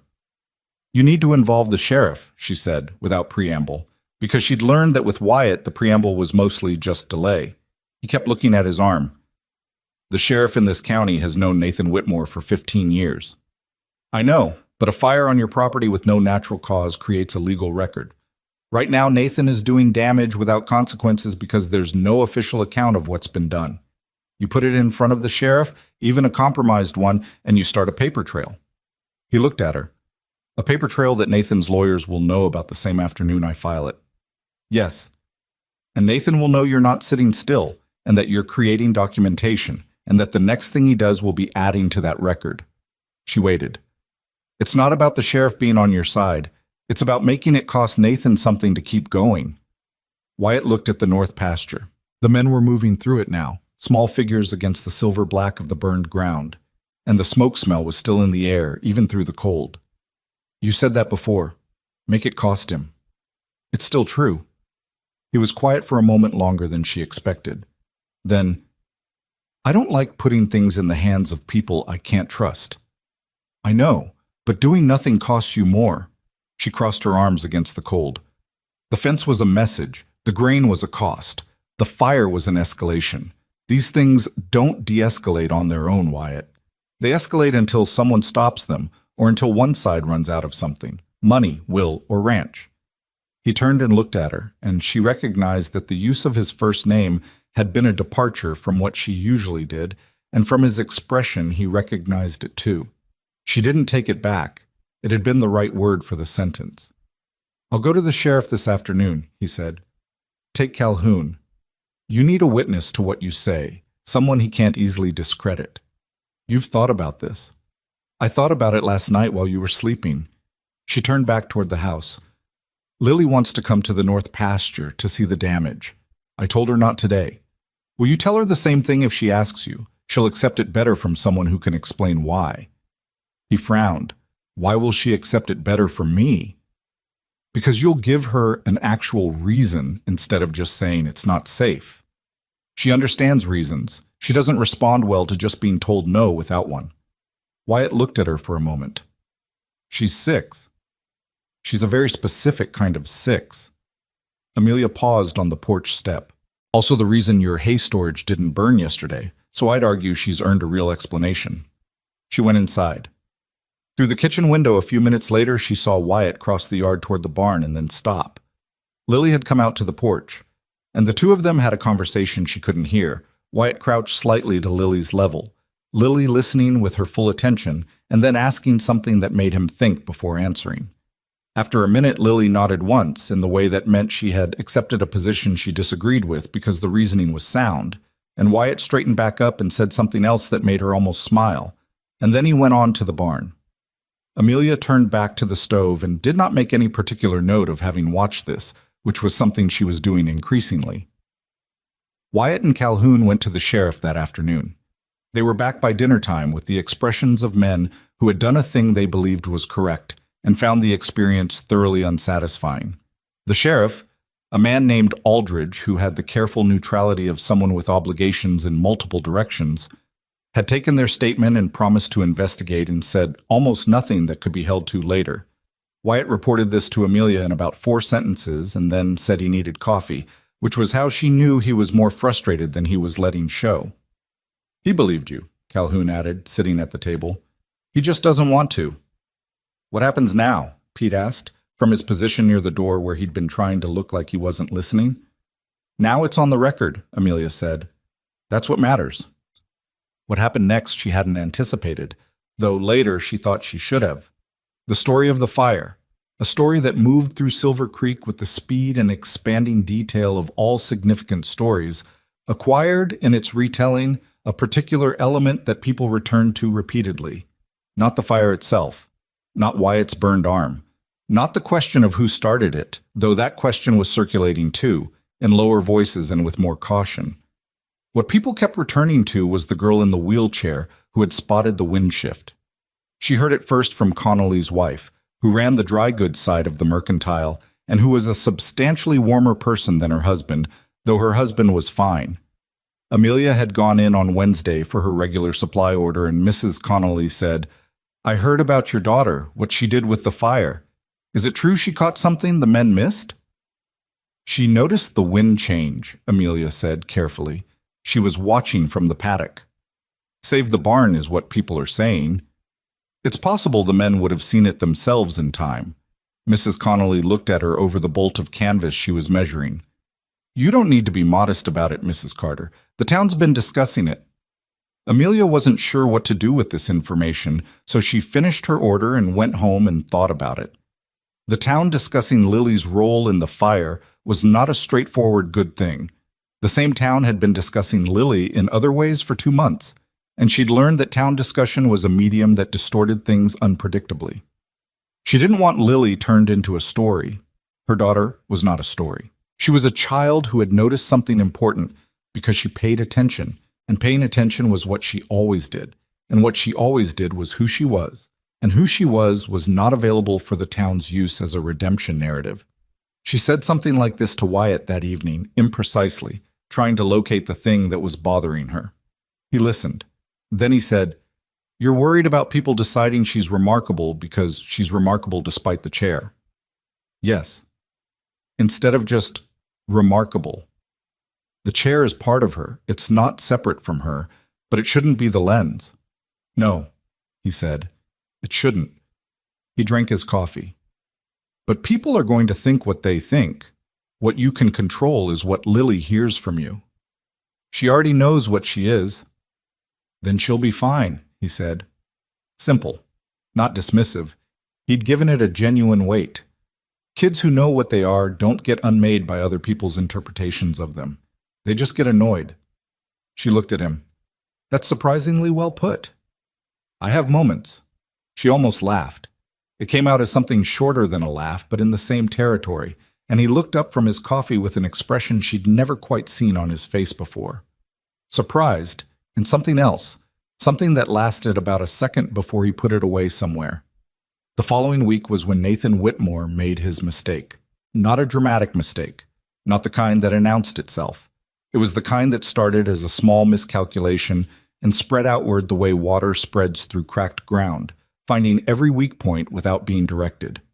He had been maneuvering, she understood later, on two fronts simultaneously. On one front was the physical pressure on the ranch, the fences, the grain, the fire.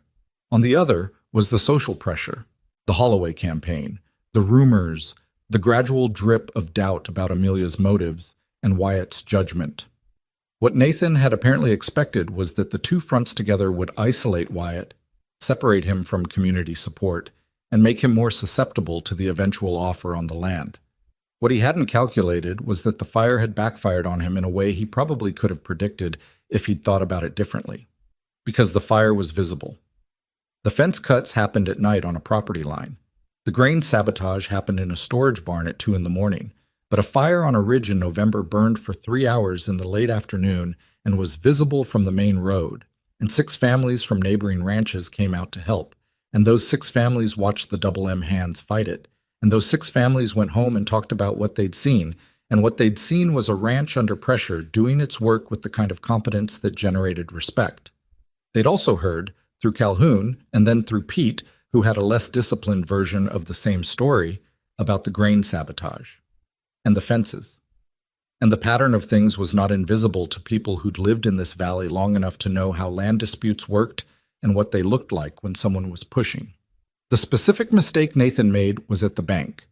He went to Elias Drummond, who managed the small bank in Silver Creek, and held the note on a short-term loan Wyatt had taken against the ranch 2 years ago to replace a failing windmill system. The loan was current. Amelia had verified this herself within her first week, because the financial records were part of the household management she'd taken on, and she believed in knowing the complete picture. But Nathan had apparently approached Drummond about the note, suggesting there might be irregularities worth examining, implying without stating directly that the Double M's current situation made the collateral uncertain. Drummond told him there were no irregularities and the loan was current. Nathan pushed. Drummond pushed back.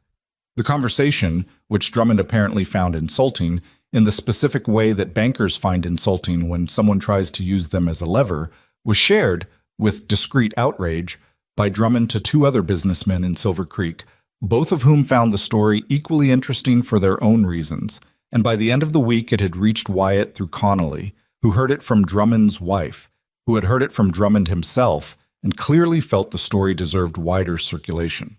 Wyatt told Amelia on a Friday evening, sitting at the kitchen table with the lamp between them and Lily already in bed, his voice carrying the flat quality of someone reporting an event they haven't fully processed yet. He went to the bank, Wyatt said. Drummond told him off. Drummond told him off, and then apparently told everyone in Silver Creek about it. Amelia was quiet for a moment. That's going to cost Nathan more than he expected. It's already starting to. Wyatt looked at the lamp. Hendricks came out today, offered to have a conversation with two of the other Valley ranchers about what's been happening out here. Lay it out. Let people make up their own minds. What did you say? I said I'd think about it. She looked at him. Wyatt! I know. He rubbed the back of his neck, one of the few physical signs of discomfort she'd learned to read from him. I've been handling this myself for 6 years. Handling it myself has meant keeping it contained, not spreading it around, not making it into something the whole valley is involved in. It's already something the whole valley is involved in. Nathan involved them when he set fire to your north pasture. He looked at her steadily. You're going to tell me to let Hendricks talk to those ranchers. I'm going to tell you that Nathan has been operating on the assumption that you'll stay quiet and private and manage this alone. That assumption has been working for him. She paused. Visibility is expensive for him. He's been able to do what he's done because it's been happening in the dark. Drummond's conversation brought some of it into the light. Hendricks would bring more. Wyatt was quiet for a long moment. The lamp between them hissed slightly in the way it did when the wick needed trimming. She made a note of it. And outside the wind was down for the first time in a week, the night actually still.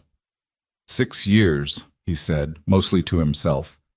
6 years of thinking if I just held the line, it would stop. She didn't say anything. Some realizations needed to arrive without being narrated. I let it go on too long, he said, because I didn't want to need anyone. Yes, she said, simply. He looked at her. That's all you're going to say to that? You already know it. What would me explaining it back to you accomplish? He was quiet. Then something in his expression shifted. The quality she'd started to recognize as him working through something that was more about himself than about the ranch. When my wife was sick, he said slowly, I kept thinking if I handled it right, it would, I don't know, go differently. I managed everything around her the way I managed the ranch.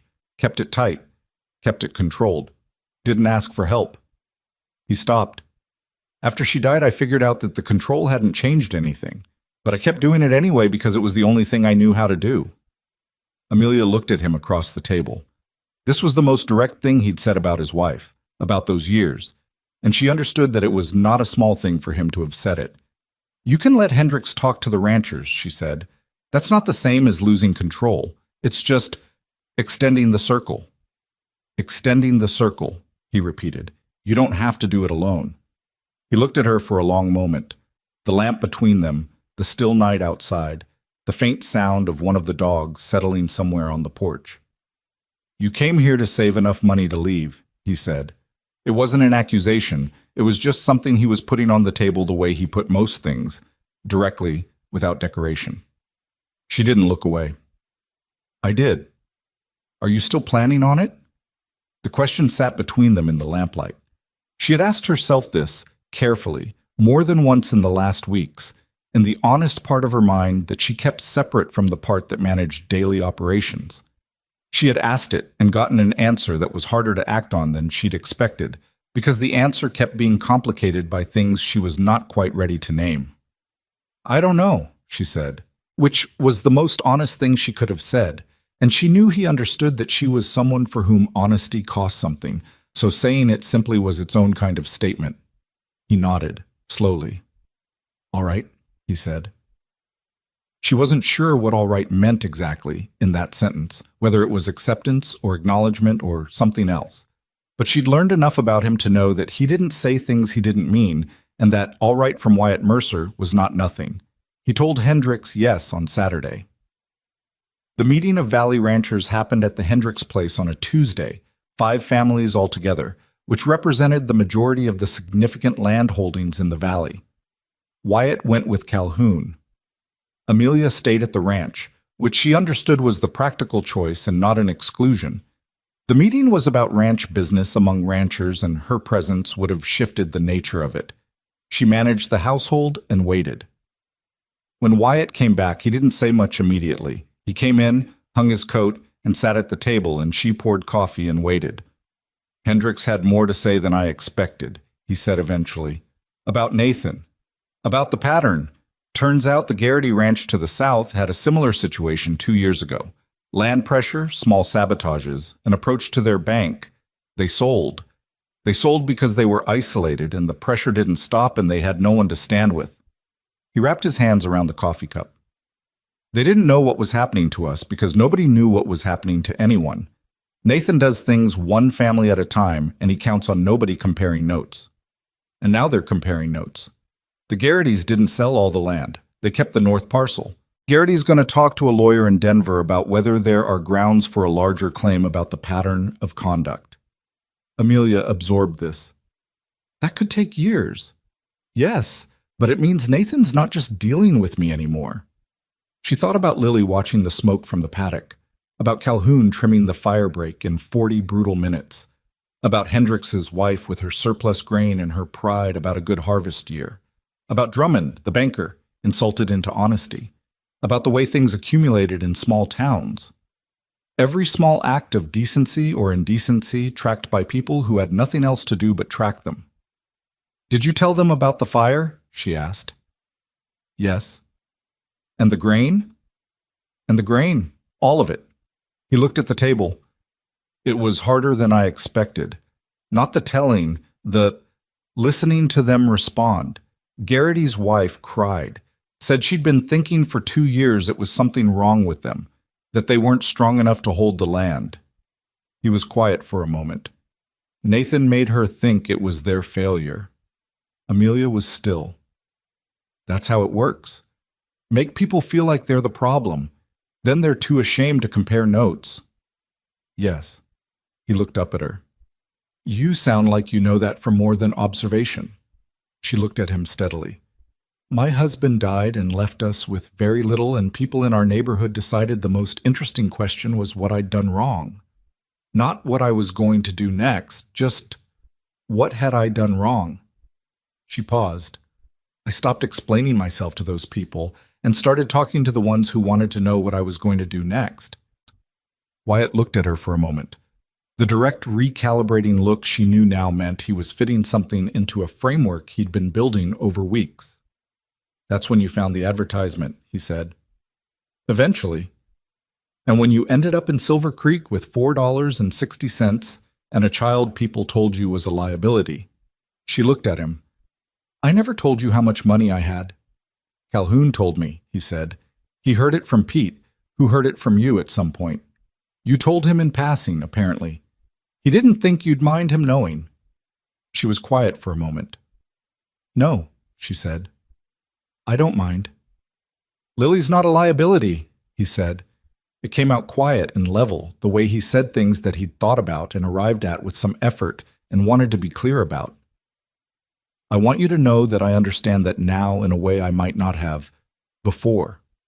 He stopped. He looked at the table. The morning of the fire, watching her come in through that door and tell you what she'd seen. She was scared, and she came in and told you anyway. A pause. That's not a liability. That's someone worth knowing. Amelia looked at him for a long moment. There was something in her chest that she'd been managing carefully for weeks, keeping it at a specific controlled distance, not because she didn't recognize what it was, but because she'd learned in the years since her husband died that feeling something strongly before you understood where it was going was a reliable way to end up in a position you couldn't manage. But Wyatt wasn't saying anything beyond what he'd said. He was just stating what he believed, the way he stated most things, simply without performance. She talks about you, Amelia said. At dinner, she has opinions about how you handle Adelaide. She thinks you let her stand too long at the south end of the paddock before you move her to the water trough. Something moved on his face. Not quite a smile, never quite a smile, but adjacent. She told me the same thing on Thursday. What did you say? I said she was probably right. And? She said she knew. He looked at his coffee. Then she asked me if I thought Adelaide missed running. What did you say? He thought about it, the way he thought about things Lily asked him, with a specific, genuine attention that Amelia had never once seen him fake. I said I thought she probably missed the feeling of it. Not the work, just the feeling of being fast. He paused. Lily said that made sense. She said she understood that. Amelia was quiet. She understood exactly what Lily had meant by that, and the fact that Wyatt had understood it too, and that he'd told her about it the way you tell someone about a conversation that mattered. This registered in the place she'd been keeping things at a careful distance from, and she acknowledged it to herself clearly and fully, for the first time, without immediately filing it away. She'd come to the Double M to work and save money and leave. She'd known that from the first night, and it was still technically the plan, in the way that plans remain technically in place long after the conditions that made them sensible have changed around them. The conditions had changed. She wasn't ready to say what she was going to do with that, but she was done pretending she hadn't noticed. "Wyatt," she said. He looked up. "When this is over, when Nathan runs out of moves or the lawyers in Denver start making his life complicated or whatever ends it, what happens to the ranch?" He looked at her steadily. "What do you mean?" "You said your wife used to do the accounts, that she knew the ranch and the numbers both. After she died, things thinned out." She gestured at the room, the house, the entire compound surrounding it. "This place was running, but it wasn't alive. You know that." "I know that. It's different now." She said it plainly. "That's not me taking credit for the cooking. It's a different weight to it. The men are different. You know that too." He was quiet for a long moment, his hands around the coffee cup, the lamp between them, the still night outside. "Yes," he said. "I know that. I'm telling you so that when this is over, you don't go back." She looked at him. "To the controlled version, the one that was holding but wasn't living." He looked at her. The expression on his face was something she hadn't seen before. Not the guarded private look she'd grown accustomed to, but something more open than that, something he wasn't working to contain. "Is that you telling me something, or asking me something?" The question caught her slightly. She looked at him across the lamp and thought about it honestly. "I'm not sure yet," she said, "but I think it's both." He held her gaze for a moment. Then he looked down at his coffee and said very quietly, "All right." She went back to the accounts.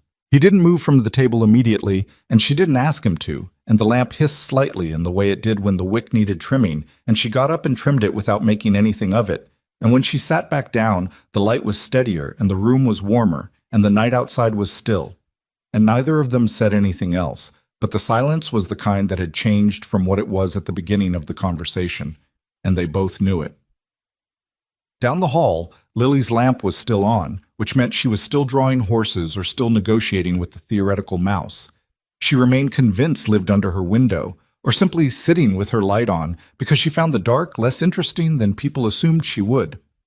In the morning, she would wheel herself to the south paddock and tell Adelaide something she'd been thinking about, and Adelaide would listen with her ears moving, and the frost on the scorched north pasture would soften in the midday light, and Calhoun would start the fencing repair on the east line, and Pete would get the biscuit salt ratio right on the second try.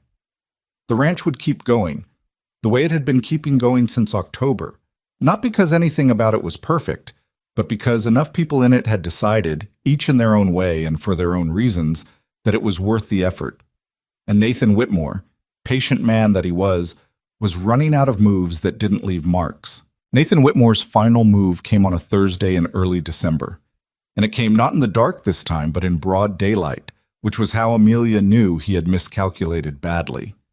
He arrived at the Double M with two men she didn't recognize, not ranch hands, too well dressed for that, the particular category of men who did legal and financial work on behalf of people with money, and a document he intended to present to Wyatt regarding an emergency petition to the county land office challenging the Double M's water rights claim on the basis of alleged misrepresentation in the original filing. He had apparently concluded that the direct approaches had run their course, and that a legal mechanism was now his best available pressure.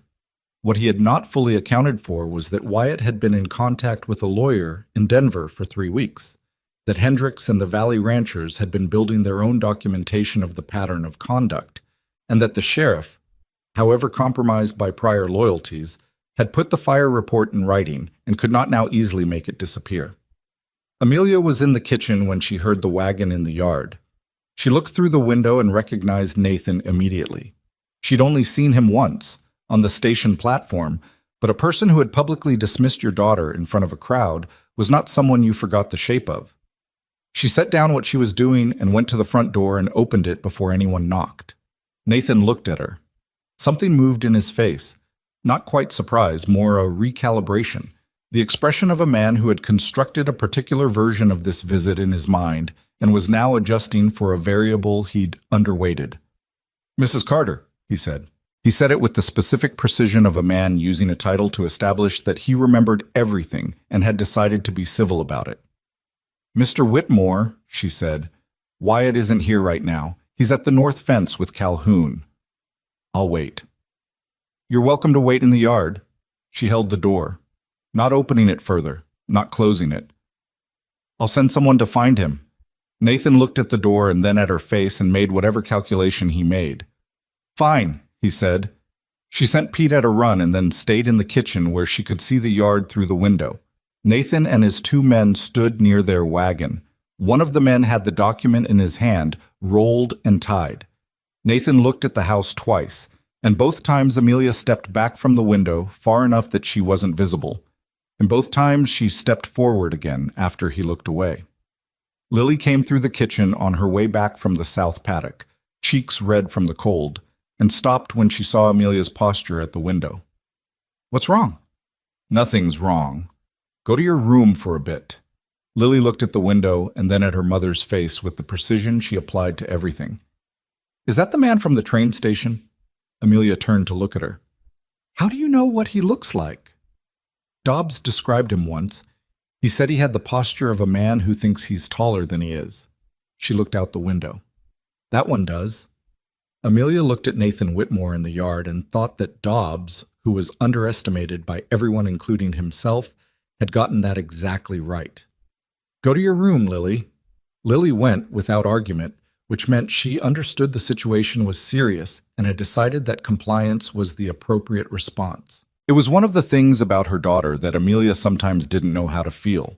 The child's ability to read a room was extraordinary, but extraordinary perception in a 6-year-old came from having had to read rooms carefully from a young age, and the reasons for that were not things Amelia was entirely at peace with. Wyatt came in from the north fence 15 minutes later, Calhoun at his side and his expression already settled into the particular closed quality he used for situations he'd been mentally preparing for. He'd known this was coming. Not today specifically, but something like it. He'd told Amelia 2 weeks ago that Nathan was going to move to a legal mechanism when the physical pressure stopped producing results, and he'd been right. He read the document in the yard. He read it slowly and completely, which Amelia could see from the window, and when he finished he handed it to Calhoun, who read it too. Then Wyatt looked at Nathan and said something she couldn't hear through the glass. Nathan replied. His two men stood slightly behind him with the specific stillness of people who were there for presence rather than participation. The conversation lasted perhaps 10 minutes. Wyatt did most of his part of it in 4 or 5 sentences at a time, with silences between that Nathan appeared to find uncomfortable, because Nathan talked more than Wyatt did and talked faster, which was itself information. At one point, Nathan gestured at the house, and Wyatt looked at the house and then back at Nathan with an expression that Amelia could read even from the kitchen window. It was the expression of a man who has decided exactly how much of this he is going to tolerate and has located the line clearly. When Nathan and his men left, Wyatt stood in the yard for a moment looking after the wagon. Then he came inside. He sat at the table. He looked at the document, which he'd brought in, and set it flat on the surface. Amelia poured coffee and sat across from him and waited. "He's filing a challenge with the county land office," Wyatt said. "Claims there's an error in the original water rights filing from 1871. Says the survey coordinates were misrecorded and that the Double M's claimed water access extends beyond the legal property line." "Is there an error?" "There might be a discrepancy in the original survey. Old surveys in this territory were not always precise." He looked at the document. "It doesn't mean the claim is wrong, but it means he can create a dispute that takes months or years to resolve, and during that time the water rights are technically contested, which affects the ranch's value as collateral if I need to borrow against it, and which he can use to pressure the downstream ranchers into questioning their own arrangements with the Double M. How long did you know this was a possibility? 6 years. He said it without bitterness, just the flat weight of something that had been there a long time. He's had the leverage the whole time. He's just been waiting for a moment when the ranch was weakened enough that a legal fight would be harder to sustain. She looked at him. What did the Denver lawyer say about this specific mechanism? That it's a real tactic, and that the way to defeat it is documentation, original survey records, historical use records, statements from the downstream ranchers about their long-standing arrangements with the Double M. It's a paper war. He paused. It's also expensive. She sat quietly for a moment, thinking. Outside, the December light was thin and low, the kind that made the afternoon feel later than it was.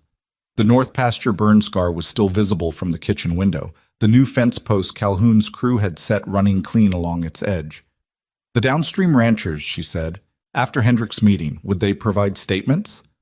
Hendrick's already said yes, Garrity yes, the other two I'm less certain of. Let me write to them. She said it simply. He looked at her. Not legally, just a letter, explaining what's at stake for their water access if Nathan wins this. People sign things for lawyers that they understand abstractly, but they respond to things they understand concretely. Let me write it concretely. Wyatt looked at her for a moment. Then he pushed the document across the table toward her, which was all the answer she needed. She wrote the letters that afternoon, 2 of them, each specific to the family she was writing to. What the Double M's water rights meant to their particular land and their particular livestock, through particular seasons, laid out in plain language without drama or legal framing. She wrote them the way she'd learned to write everything that mattered, exactly as long as it needed to be, and not one word more. Both families responded within a week. Both said yes. The county land office process took 4 months. It was not clean or fast or satisfying. It was mostly paper and waiting, and 2 trips to the county seat by Wyatt and 1 by Wyatt and the Denver lawyer together, and 2 counterfilings and a deposition that Calhoun sat through with the expression of a man enduring a dental procedure. The winter was hard, the way winters in the Rockies were hard, and the burned north pasture looked stark under the snow. And there were 2 weeks in January when the cold came down off the passes with a violence that kept everyone close to the buildings and turned the morning chores into an exercise in survival mechanics. Amelia kept the household running. That was her job, and she did it without drama. But she also did the accounts, managed the legal correspondence when Wyatt needed letters drafted, handled the supply logistics when the road south was impassable and they had to make do with what was on hand, and somewhere in January, in a week when the cold was at its worst and the house held them all in its particular close warmth, she stopped thinking of it as a job she was doing and started thinking of it as a life she was living. She didn't announce this. It wasn't that kind of thing. Nathan Whitmore's challenge was dismissed in late February. The county land office examiner, a man from outside the county, brought in specifically because the local office had the conflict of interest that Wyatt's Denver lawyer had identified and documented, found that the original survey discrepancy was within the acceptable margin of error for surveys of that era and did not constitute misrepresentation. The Double M's water rights were confirmed as filed. Nathan did not come to deliver this news himself. Wyatt heard it from the Denver lawyer who sent a letter that arrived on a Wednesday, and that Wyatt read at the kitchen table while Amelia was making dinner. And when he set it down and she looked at him, she could see that the thing he was feeling was not triumph. It was something quieter than that, something that looked more like a man setting down a weight he'd been carrying long enough that he'd partially forgotten what it was like not to carry it. "It's over?" she asked.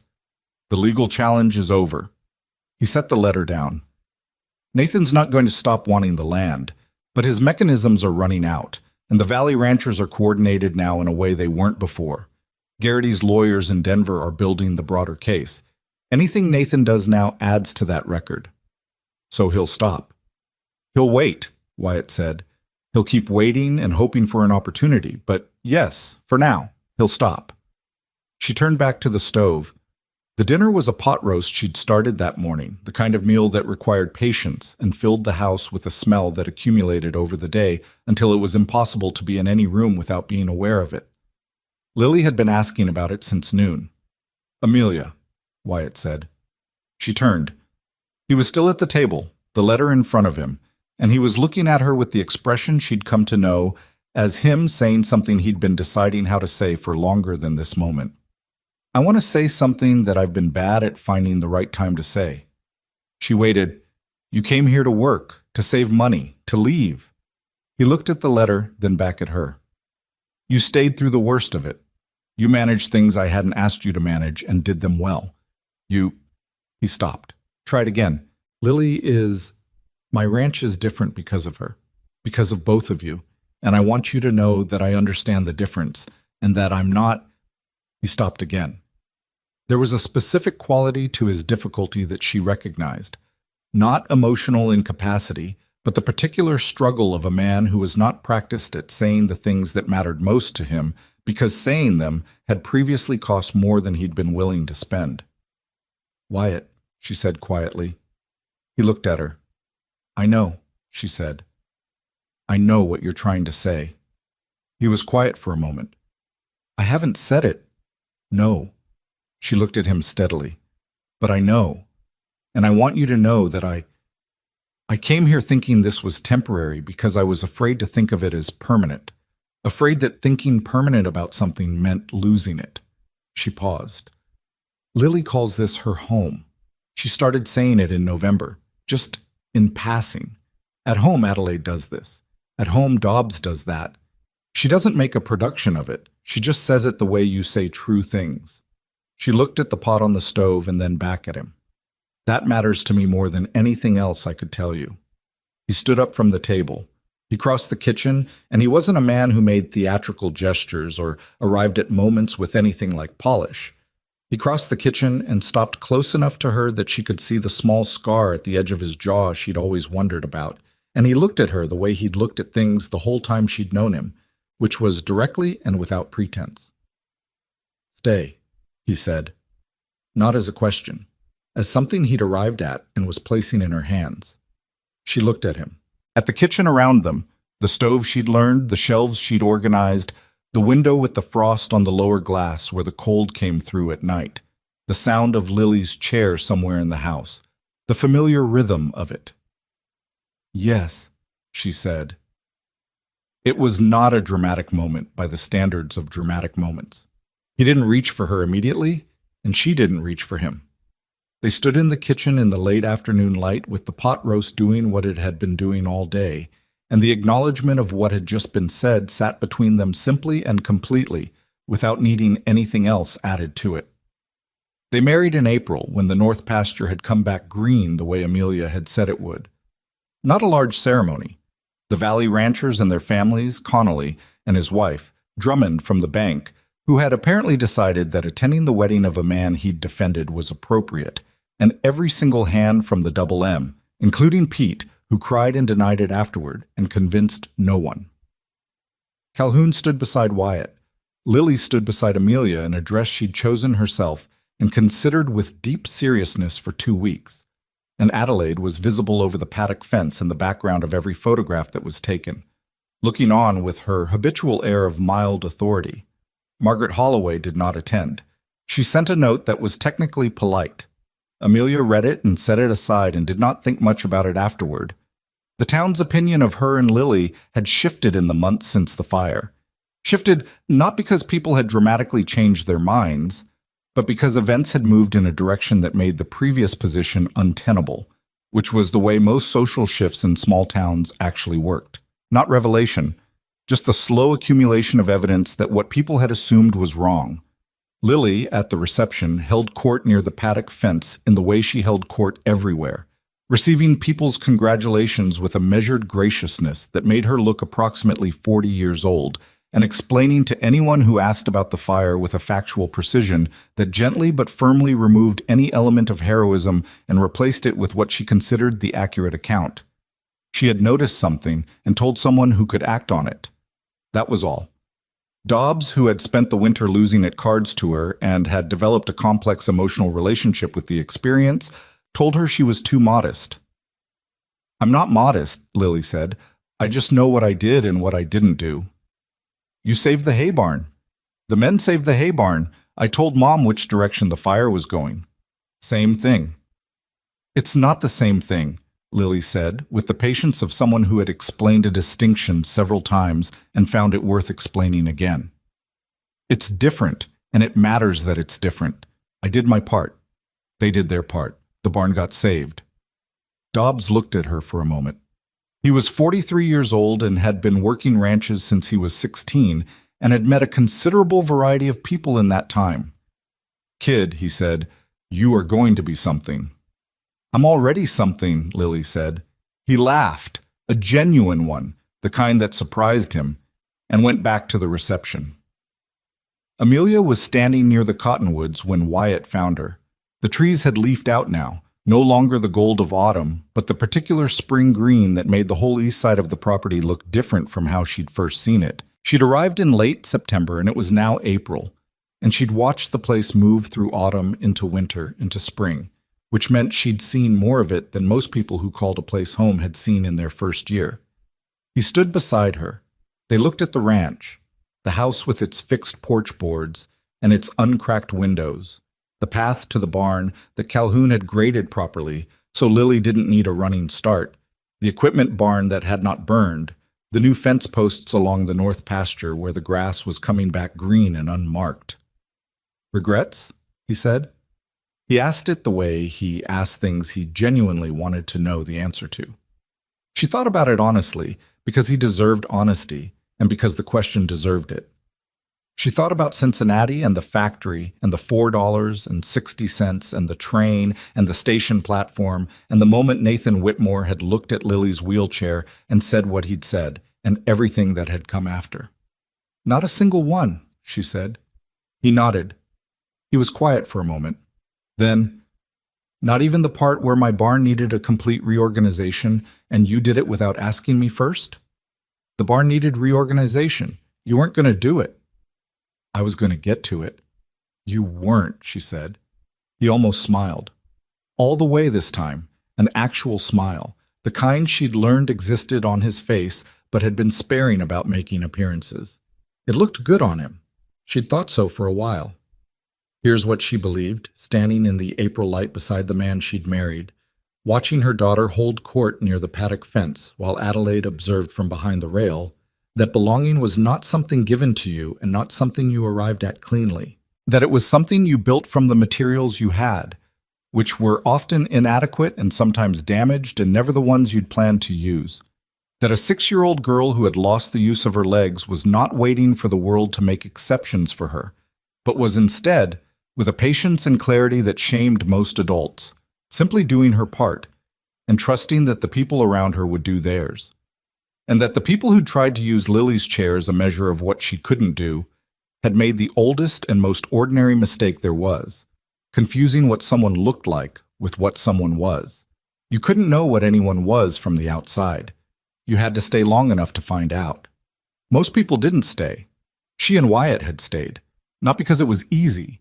It wasn't, and it had cost them both things that didn't simply go away because the ending was good, but because they'd each, independently and then together, made the decision that the cost was worth it.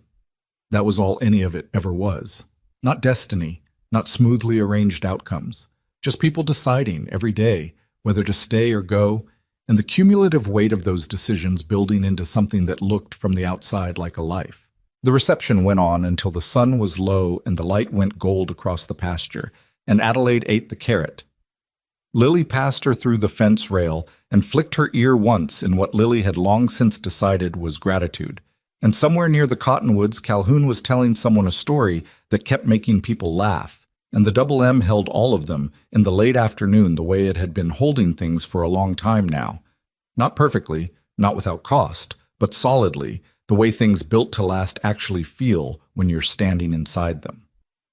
Lily looked up from the fence rail and found her mother across the yard and raised one hand in a small wave that meant nothing specific and everything general. I see you, I'm here, we're fine. And Amelia raised her hand back, and that was enough. And the day kept going, and the grass in the north pasture was green all the way to the ridge.